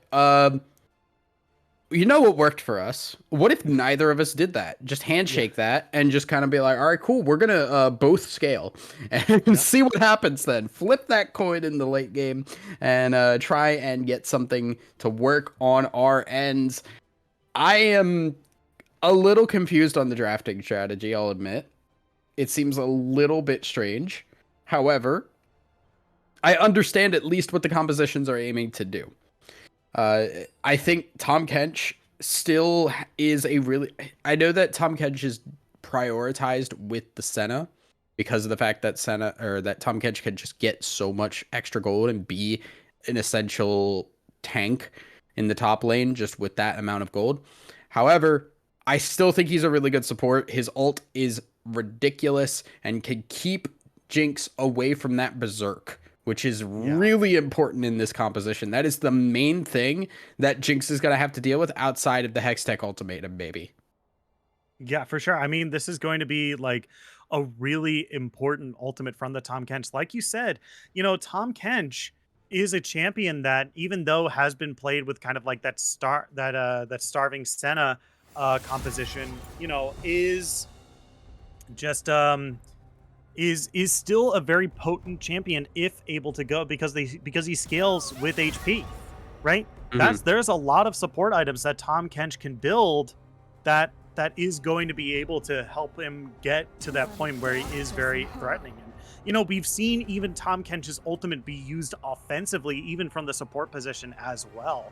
Even when you have compositions like this, the threat of being chewed up and spat out into a Victor, into a gravity well, or even a Viego stun is going to be much, much more threatening as well, right? Like, this is a very beefy composition here that US Army Esports is going to have to, you know, respect and have to itemize against. You know, Sejuani and Tahm Kench are huge, right? They're going to be massive HP bars that you're going to have to cleave through in order to get to Jinx on the backside. Yeah, it'll be interesting, definitely, but I think we're gonna be waiting a while to see any of that happen. It's gonna take time. None of these champions are early game champions. Viego, maybe if he could take advantage of some resets, but nobody here is like, all right, cool. Pre-level 6, I dumpster you in lane. It's just pretty much just, all right.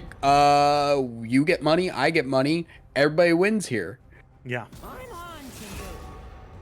I Yeah, I'm struggling to really go any deeper than that because that's really just what it feels like for these yeah. competitions.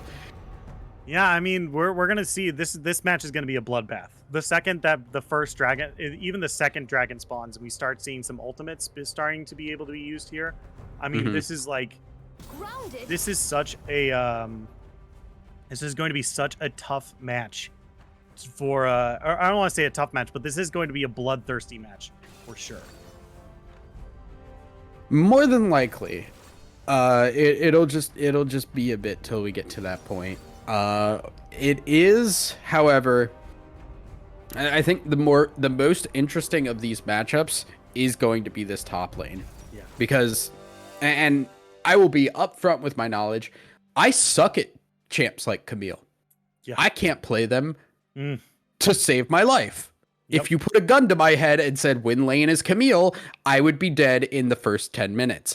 But they would I don't think that Camille has much opportunity here. Sejuani's early game, ironically enough, as a hyper tank, is really strong for dueling purposes because her passive is so good when she can hit somebody with that E, lock them in place, and do 10% of their max health as damage. That is impactful, especially considering that early game, the magic resistance is going to be lower. It's a lot easier. That percent health damage hits even harder. Yeah, for sure. I mean, this is going to be, once again, it's really going to come down to how the U.S. Army Esports itemizes against the Goofy Goobers. And, I hate to say it every single time, but man, when you pick multiple snowballing champions, the Goofy Goobers is like, hey, we are going to win early game, and we are going to run away with the game afterwards. Yeah. Sejuani, Viego, Jinx, like this is, and even Victor in a way as well. Like all of these champions are going to snowball and get to a point where it's just not going to be possible for US Army Esports to answer, right? So a lot of these champions, I like that they're picking relatively safe lanes in order to match up against them. Like Ari can play pretty far away and is pretty safe, especially post 6 as well. Sivir has the spell shield, right? And then you have Renata Glask for peel as well. And it's really just relatively playing safe in these early levels because a single misstep can start the snowball rolling. And especially if it goes onto someone like Red Milk Tea playing the Viego, it's going to be a big problem when we start getting to these team fights and the enemy team who is snowballing is ahead. It's really scary. The resets are real from Goofy Goobers, and it's a threat to be sure. It's not that different though for US Army Esports because Belveth can very quickly kind of spiral out of control.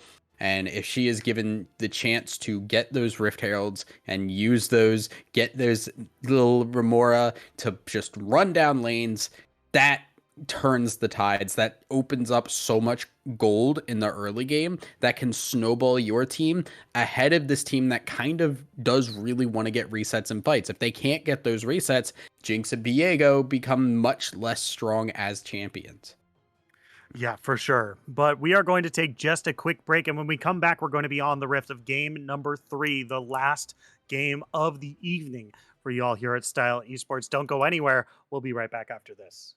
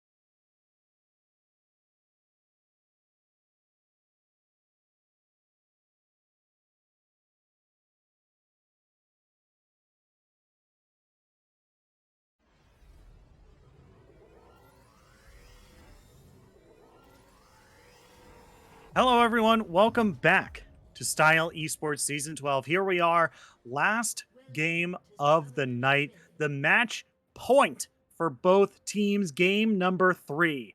Here we are, Goofy Goobers on the blue side and U.S. Army Esports on the red. Both these teams have done skirmishing comps for the past 3 games, and now we have 2 snowballing 5v5 teamfight comps ready to duke it out in what is sure to be a bloodbath. Thousand Eyes, are you ready? I am ready. Waiting. And Misi getting the early ward down. You know what it is. Yeah. Say it. Say No. No. it. It's a Can't tell me KFC what to ward. do. It's the Can't tell me KFC how to ward. live my life. It's a KFC ward. As long as it's KFC and not Chick-fil-A, I'm good. Yeah, look. I know what I'm about. I don't need to get into it on stream, but you know. If you know, you know. Regardless, the game's gonna start. 11 herbs and spices. God. All right. Yeah. Game's starting. And Jungler's starting on opposite sides of the map this time around, maybe getting a little bit of separation of focus this time. And I think really Belveth, more than anything, just trying desperately to make sure that she does not have to deal with a Viego running her down. Belveth's early game, very not the greatest. Yeah. Viego, on the other hand, can skirmish against these weaker skirmishes very well. And obviously, Viego wants to try and gank that top lane. That's kind of the lane that is the most volatile here. So why not start on that top side and then go down bot, just hyper clearing and trying to get a good start. Yeah, we already have a pretty aggressive start on the bottom Flash half here, burned. but yeah, that's going to be a lot of Sunkissed Dawn here, really pushing out the DPS here, but they got to be careful. I mean, Stickler Meeseeks, I don't exactly like going this hard this early as Tom Kench, just because look at how much mana he's already burned through. He's definitely burned some pots as well, and he does not have that thick skin available, so a lot of this damage, that's permanent. He's not going to be able to heal that back No up. thick skin, no Dorn's shield, no nothing. Top lane, though. Yeah, Super Yacht once again in some trouble. Pork Chop doing a whole lot of damage here. Might be able to find something if they're cheeky, but there's nowhere to go. First blood goes over to Camille. Camille gonna get the kill for that one. Viego gonna show up here. I don't know if Viego's actually gonna get that kill. Nope, will not try to go for the flash stun, and Camille will get out scot-free. And there it is. There is the early win for Camille. Obviously, I knew this would happen. I'm really good at Camille. And Yeah, as we've already mentioned. yeah. Put a gun to your head and say pick Camille and win the game, and you will be alive in 25 minutes. Exactly. Yeah. Be dead at 26, but Yeah. definitely alive at 25. And yeah, no, so just trading better. Camille does have good trading options, just kind of a little bit better on the side there for Camille. And Pork Chop comes out 1-0. Now going on to this Viego early, who does not have friends immediately. Yeah, the rest of the team is collapsing here. Does force Viego to use a whole lot up on that top half there. As we're taking a look at the bottom lane, though, it's me that's OP. He's taken incredibly low as Sunkissed Dawn is going to cleanse off the snare right there, but they need this assist in order to help Renata Glass live, but it's not going to be able to happen this time as Sunkissed Dawn is using that passive in order to get forward here. Stickler Meeseeks is going to be able to survive with just a skin of their teeth thanks to thick skin finally being in their pockets. It's 2-0 down to the bot lane, 1 going to Tom Kanjin, 1 going to Jinx. And there you have it. The power that the Tom Kench support can have. People forget he has engage. And if he can get it without being seen, if he can get it when you're not paying attention to him, he will show up and completely ruin your day. Yeah. So yeah, Super Yan here trying to go toe-to-toe with Pork Chop here, but I was about to mention that like Super Yacht's going to have a bit of even a harder time fighting Pork Chop here because buying a tier and coming back isn't exactly the best combat stats for you to help you out in a matchup like this, right? Sure, you're going to be able to stack it for the Fimbulwinter, but you know you're a little SOL when Pork Chop dives on top of you with a sheen. As now Super Yacht There's nowhere to go. That Q is spent. Here comes Spice Kimchi in from the side, looking for the kill on the Pork Chop, though, trying to turn it into a 1-for-1 as best they can, but they're not going to be able to do it this time. Pork Chop puts another kill under their belt. And that's really unfortunate, too, because there was the opportunity to trade this. Oh, my goodness. Yeah, that's a really good knock up here. Renata Glask is in a whole lot of trouble here. Red Milk Tea looking for the kill. That's going to be the handshake coming across, but they're not going to be able to do it this time, as that's going to be a kill now going on to Viego. All right, you know what? I thought we weren't going to get any early action. I thought this was going to be scaling, and then we were going to turn into something a little bit different. Like, it was going to just eventually we were going to get fights, and eventually turned into 4 minutes into the game. Yeah. So that's what the eventually meant. Right. Yeah. I've never been wrong in my life, and I am incredibly good at my job, obviously. So yeah, of course. It's very clear that I am just the greatest. Yeah. Famous street performer, Thousand Eyes. Don't remind me. For those that aren't aware, there was like a micro documentary on amateur casting. No, it was League just of casting Legends. in general. Oh yeah. So yeah, it was and Thousand was featured in it, and they while they were on screen, it's like if you're an amateur, you're nothing more than a street performer, right? Trying to force people to listen to your music. I was like, I don't even like. We didn't know we were going to be on that. There was no communication to us. We just happened to show up, and I got pinged like mad, like, you're in a Donghua video. And I'm like, why? As meanwhile, in the bottom lane here, that's going to be It's Me, That's OP once again, taking the brunt of a whole lot of damage. And even though they're underneath the turret, Tom Kench once again comes out on top as we are getting the exact opposite on the other end of the map here. Super Yacht has nowhere to go. This Sejuani once again feeling the heat from the U.S. Army Esports here as they go down once again. Everything kind of falling apart here for that bot lane here for U.S. Army. They're just getting this Renata jumped over and over again, and the Tom Kench engage, which is usually not something that you see a lot of. It's just been so good for the immobile enchanter that the Renata is. Topside though, kind of just going the opposite direction, like you said, Camille.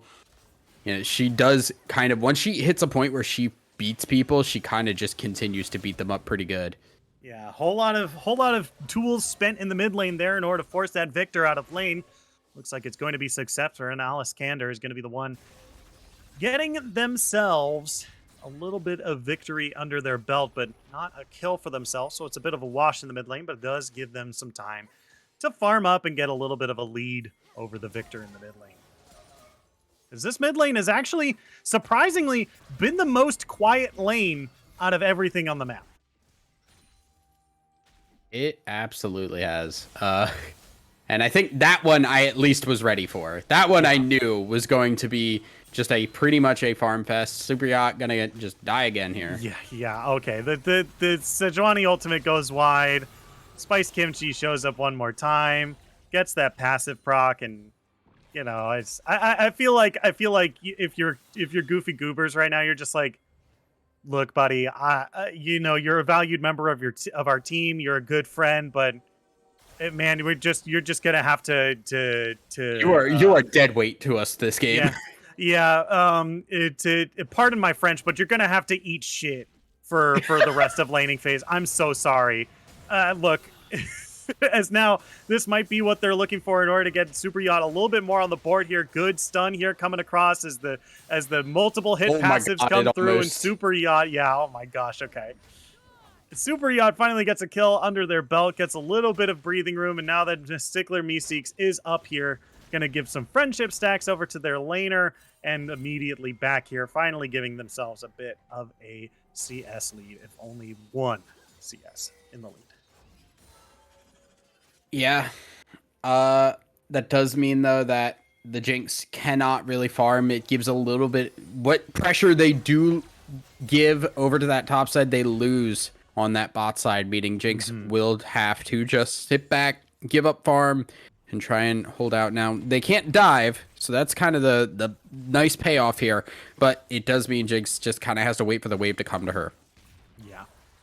It's a little upsetting, but I don't think Jinx has a hard time farming underneath tower. Those rockets are very good at prepping the wave for her to farm it. And, you know, this does actually give some good time for the rest of the team to kind of reset for this Drake here as well. I mean, we have a Drake coming up in 30 seconds, right? And this does give time for Sickler Meeseeks to kind of make their way down here and start to get themselves some vision control and some bot lane priority. Yeah, control. That is very sorely needed. Meeseek kind of still going to be aggressive, though. If there's anything that has worked out, it has been Meeseek on something that is not Morgana. Yeah. Yeah. Agree. Hard agree. Couldn't agree more. As now, here comes that aggression you were talking about, and good chompers to follow up as well. It's textbook. Twinkerbell goes down. Viego gets a kill and a reset as well. Are they looking for more? Stickler Meeseeks is underneath the turret. They're able to pop the Rift Herald here. They're looking for more. That's going to be the Abyssal Dive going forward. It's me. That's OP is taken incredibly low here. Is they're going to chew up, spit out Viego here. Gets a big stun. Can he get the reset? Absolutely. That's huge. Can they go for more? They need to get another reset in order to heal, but that's going to be Alice Kander picking up the kill here. They're still looking for more. That's not going to be, they don't have the Super Mega Death Rocket. They just need to start tank up the turret for a little bit, but that's going to be a good charm in order to keep them from using the thick skin. They're going to be able to find another charge with Shelly as well. That's so much damage onto the turret. This bot lane is popping off, and Super Yacht finally able to get some damage for themselves. They're able to go toe-to-toe with Camille, and they get the solo kill to boot. Holy moly! That was just everything the doctor ordered. Outside of the Tom Kench dying and the Viego dying, but maybe it was not everything. Anyway, regardless, point being, it's a nice win for Goofy Goobers, as they are going to have to be a little careful here. Jinx being half health at the start of this fight is not ideal. Yeah, Spice Kimchi immediately diving past the team, forcing the flash out, immediately finds the shutdown onto Jinx here, and this is going to be the go button for the rest of the team. Real Milk Tea used that Heartbreaker in order to get into the team, looking for the kill onto Velvet, but they're immediately going to flash it away. They're now looking for the dive here, as Viego is going to be the next to fall here. All 5 members of the red team are down here. Super Smash Brothers Ultimate, everyone's here, and they're going to be able to find 2 kills in the Earth Drake as well.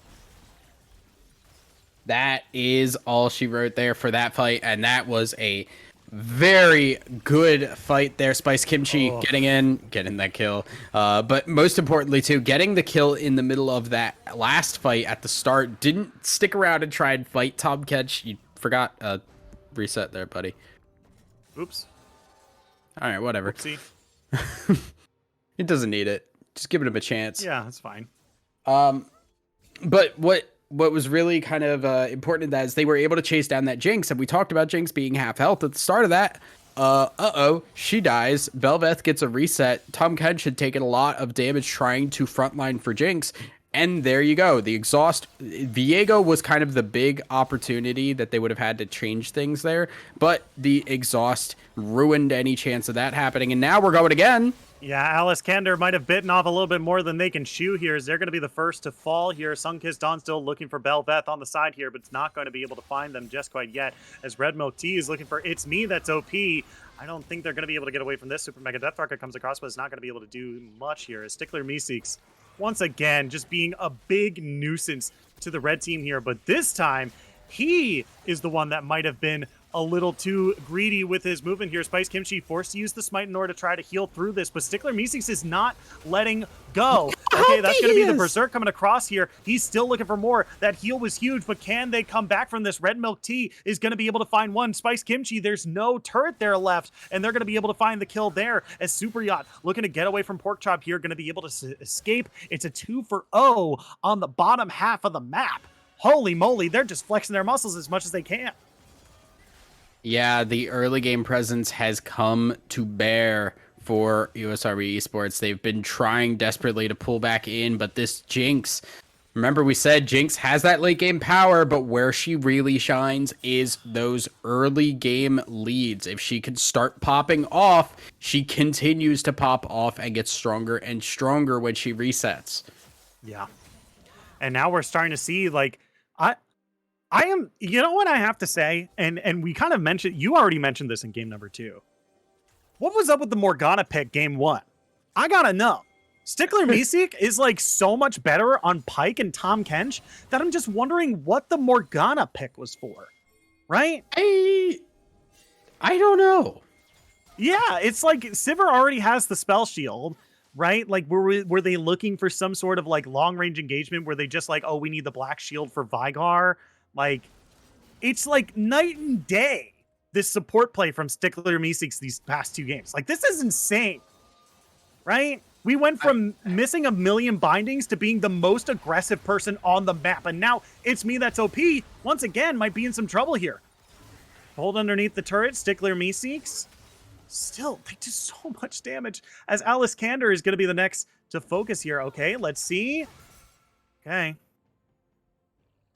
So, disengage does come through. Gold lead just 2,000. It's not great, but it's not terrible either. It feels a lot more. It does. It feels but it's a lot more last game until it Yeah. kind of broke open. So Yeah, okay. Stickler Meeseek's in some trouble here. Gonna get pulled back into the Hextech Ultimatum. Gonna try to turn this around, but that's a great Renata Glass ultimate across the enemy team, but a great response from Sejuani here. They're gonna be able to find one. The handshake is gonna keep them alive for a little bit longer, but it's not going to be enough as Red Milk Tea just strolling across the enemy team here. Super Yacht, I don't know what that was going on there, but that's going to be another pickup for Super Kimchi here as it turns into a 1-for-2 here.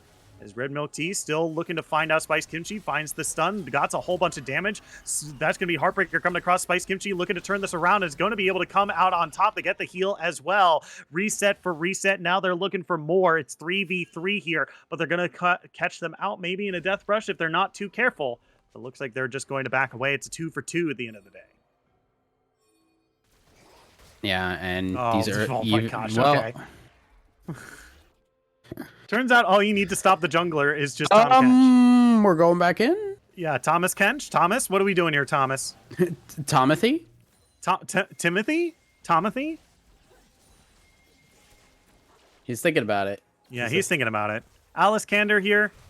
Yeah, he's really thinking about it, but he's just like, okay, there's the whole enemy team is there. I've done my job. I've been enough of a nuisance. I'm out of here. Yeah, a Belveth, though, with that Rift Herald, is terrifying. Yeah. And I love the fact that we're getting champions that can kind of challenge what the meta is in terms of their just gameplay. We've had for years and years, it's been like, all right, we can't get Dragon, our consolation prize is Rift Herald. Yeah. With Belveth, you take that trade and she is happy-go-lucky with that, as now Super Yacht trying to not die.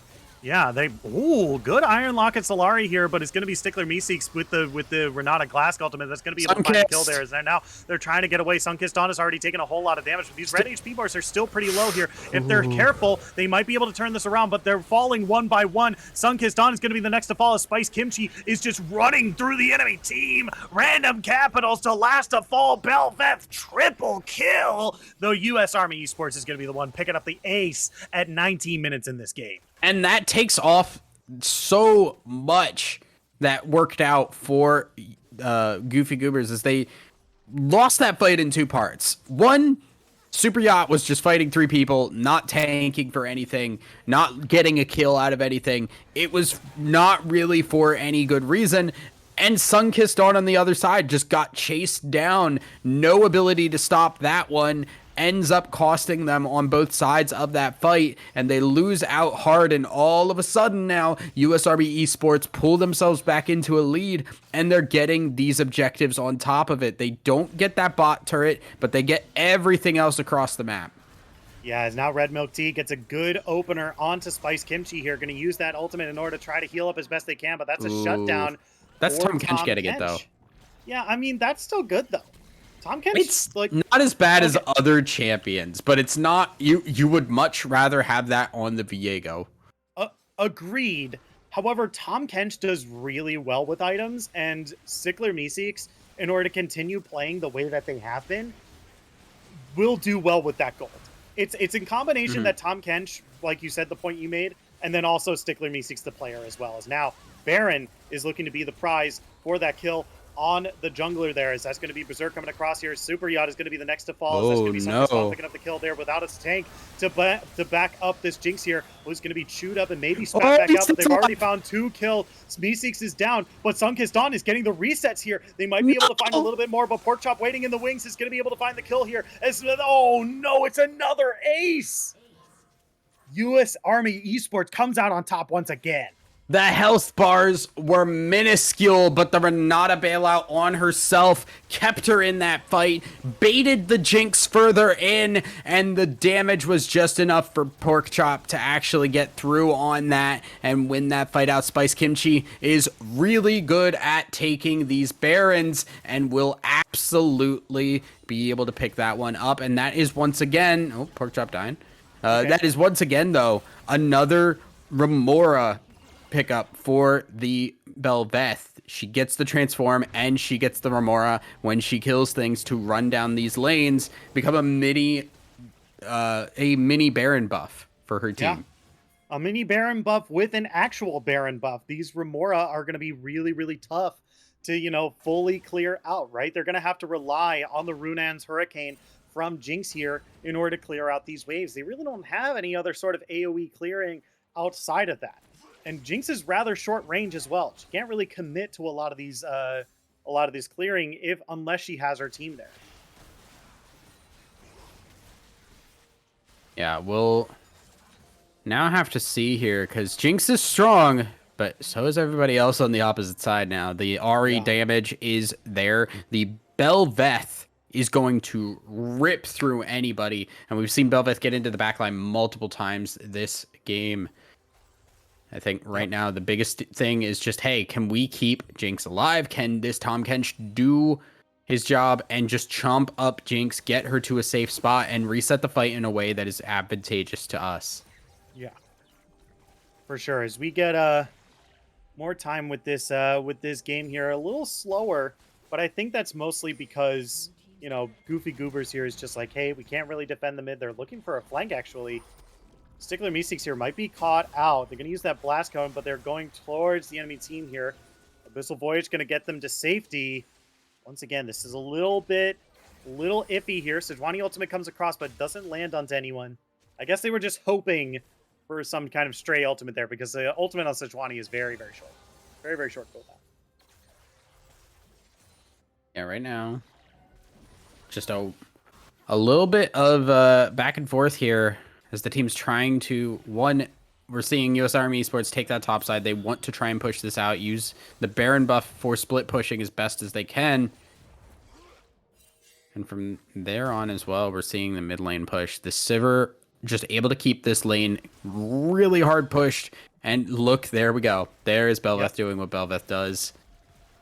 God, that is so frustrating. Yeah, that is very good here, as they might have found the initiation that they were looking for here, but that's going to be a good spell shield in order to keep Stickler Meeseeks away. They're going to kite back as well. Once again, this team looking for small picks might be able to do something, but take a look at how they're answering these pushes here. Look at the bottom lane here. Victor is taking a split push on that side lane there, and with that, the enemy team is just like, hey, you know, we don't really have as good of a push, even though we have the Baron buff on these last 2 turrets here. We have a push on our own bottom lane. Let's just kind of back away here, reset for this dragon that is coming up in about 25 seconds. Yeah, this now looking like a little bit of a stall out here. Dragon going to be spawning in 15 seconds, and that's going to be the next biggest fight here. And I think that is where we're going to be looking to see if Goofy Goobers can keep themselves alive here, or if they're just going to give this, try and keep scaling. I think a fight here would not be in their best interest. Yeah, this is going to be a little iffy here. Reminder, they're down about 5,000 gold, 5,000 and some change. So they need to be careful. They don't have a whole lot of minute vision. That's going to be a charm. That's a good root and snare. They're still in enemy vision right now. They have to be very careful. They're 100%. U.S. Army Esports here has all the information they need That might be the go button. Spice Kimchi, but they're going to be able to bash away here. That's going to be the Bethel run out. Oh, misses. Classic Ultimate coming across here. Going to give them a little bit of time to dive Cleanse. right in. Sunkissed Dawn is still full HP here as they're now finally in the team fight here. Chewed up, spat out, but it's too late. The damage is already done. One more time, US Army Esports picks up another ace in this game. Puts themselves 8,000 gold in the lead. I don't even think they need this Drake, but they're going to grab it as well. Might as well take it. They're pushing down on that top side as well, the TP, just to make sure they can crack this inhibitor in both the top and the mid lane. The damage is just too strong right now. Super Yacht can't tank for the team, and there's nothing else that can really deal with the amount of damage that Sivir Belveth is doing in these team fights. It's absurd. I know we saw early on I initially said that the Renata Glasskull actually missed. It hit onto the Jinx near the end of that, and the cleanse was very late. As we're seeing Misi go kind of in. Yeah, Stickler Meeseeks goes down here. Spice Kimchi is going to use that as a reset here. Going to go in. Taking a lot of damage here, taking incredibly low, but there's no one to finish off that kill here as they're using that as an entry point to just re-engage Super this damage. fight. That's gonna be the battle song being popped here as Sunkissed Dawn is still full HP, but with no frontline, they can't get into this fight. Twinkerbell looking for something, but they're gonna be able to find the shutdown here. They get the reset, but they can't continue the fight. Spice Kimchi still looking for a way. All right, they're gonna be able to back away here. They're going to be able to get away safe after that pretty huge win. They might have lost Sivir, but they went and got they got an inhibitor and picked up a whole mess of turrets as well. So this is still a really, really big win for US Army Esports here. Yeah, US Army gonna hold out here. Just wait just a little longer for their time. I think ultimately it's not gonna get easier right now. We are still waiting. What needs to happen, these teams are very similar, meaning they have to make something happen that is just a difference maker, right? Yeah. Because as a composition, it's not like we're going to do anything different. They're just kind of going to do what we do better. And at this point, Sivir, more damage. The Belveth is insanely far ahead. This Ahri is dealing so much damage. What we need is some kind of pick, some kind of way to fight this on our terms in a way that just is always going to be advantageous for us, because as we keep taking these fights as Goofy Goobers, we are not gaining anything trying to fight them, because it's just we're the lesser version of them. Yeah. This is what happens when you pick snowballing comps against each other. Sometimes it just turns out to be, oh, who does the comp better? And in this case, US Army Esports was the one who fell behind, but they were able to play from behind pretty well as Twinkerbell might actually be in some trouble here. Heartbreaker comes across. That's going to be the handshake denying the Viego reset. And now here comes the ultimate as well. Sunkissed Dawn is going to go down to Alice Kander here as now the members of the blue team once again are falling. This is a 4v5. Camille is in the base, destroying it while they're trying desperately to cling onto this game. Random Capitals is the last member alive as now Porkchop is going to start wailing on these Nexus turrets. That's GG. And all we have to do is wait for US Army Esports to come a-knocking on the Nexus turrets. 2-1 in a 3-game epic series. GG's. US Army Esports comes out on top. And it was back and forth, top lane winning for US Army, bot lane winning for Goofy Goobers. But one of these lanes had the opportunity to take that lead elsewhere, and it was the Camille. It was the Camille chasing after this Viego, forcing the mid laners to follow up, and Belveth starting to get snowballed. A very snowbally champion getting going is difficult to have an answer to. And it seemed like there just was never an opportunity, as US Army kept the pressure on and always went for the fight knowing they had that lead. Yeah, for sure. I mean, the big thing that I'm pulling from this series is that US Army Esports does a really good job of playing from behind. And that is going to be the biggest difference maker in a lot of these games. Sometimes, you can know your strengths of your team comp and be able to get a lead pretty early, like we saw Goofy Goobers do in the bottom half of this map with Jinx, with Tom Kench, with Viego, right? But at the end of the day, if you don't know how to play well from behind, if you can play well from behind and be able to find your victories and come back from a loss like that and be able to come out on top and score multiple aces, might I add, then that is insanely good. And a comp that, you know, was going to fall behind early, um fell behind early, was able to grab a victory for themselves later on in the game, the longer this game went on. Yeah, difficult times for Goofy Goobers, but US Army Esports, I think in every game just showed even behind they could play well. When they were ahead, they really just kept the pressure on.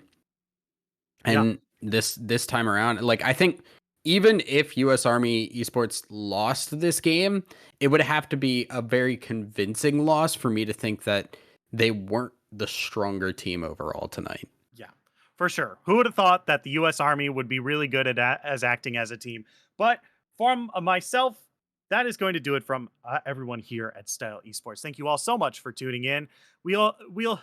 From myself, the entire live broadcast crew, Thousand Eyes, my co-caster. Thank you all so much for joining us tonight. If you haven't already, press that follow button. We have League of Legends action for you to watch nearly every single day. And if you're feeling generous, press that subscribe button. That money's going to help us keep the lights on here at Style Esports and keep continuing to bring you amazing production value that you see here tonight. But from everyone here, thank you all so much for tuning in. GG's to both teams, but there can only be one victor, and this time it's US Army Esports. Thank you all so much for tuning in, and we'll see you at the next match. Bye bye.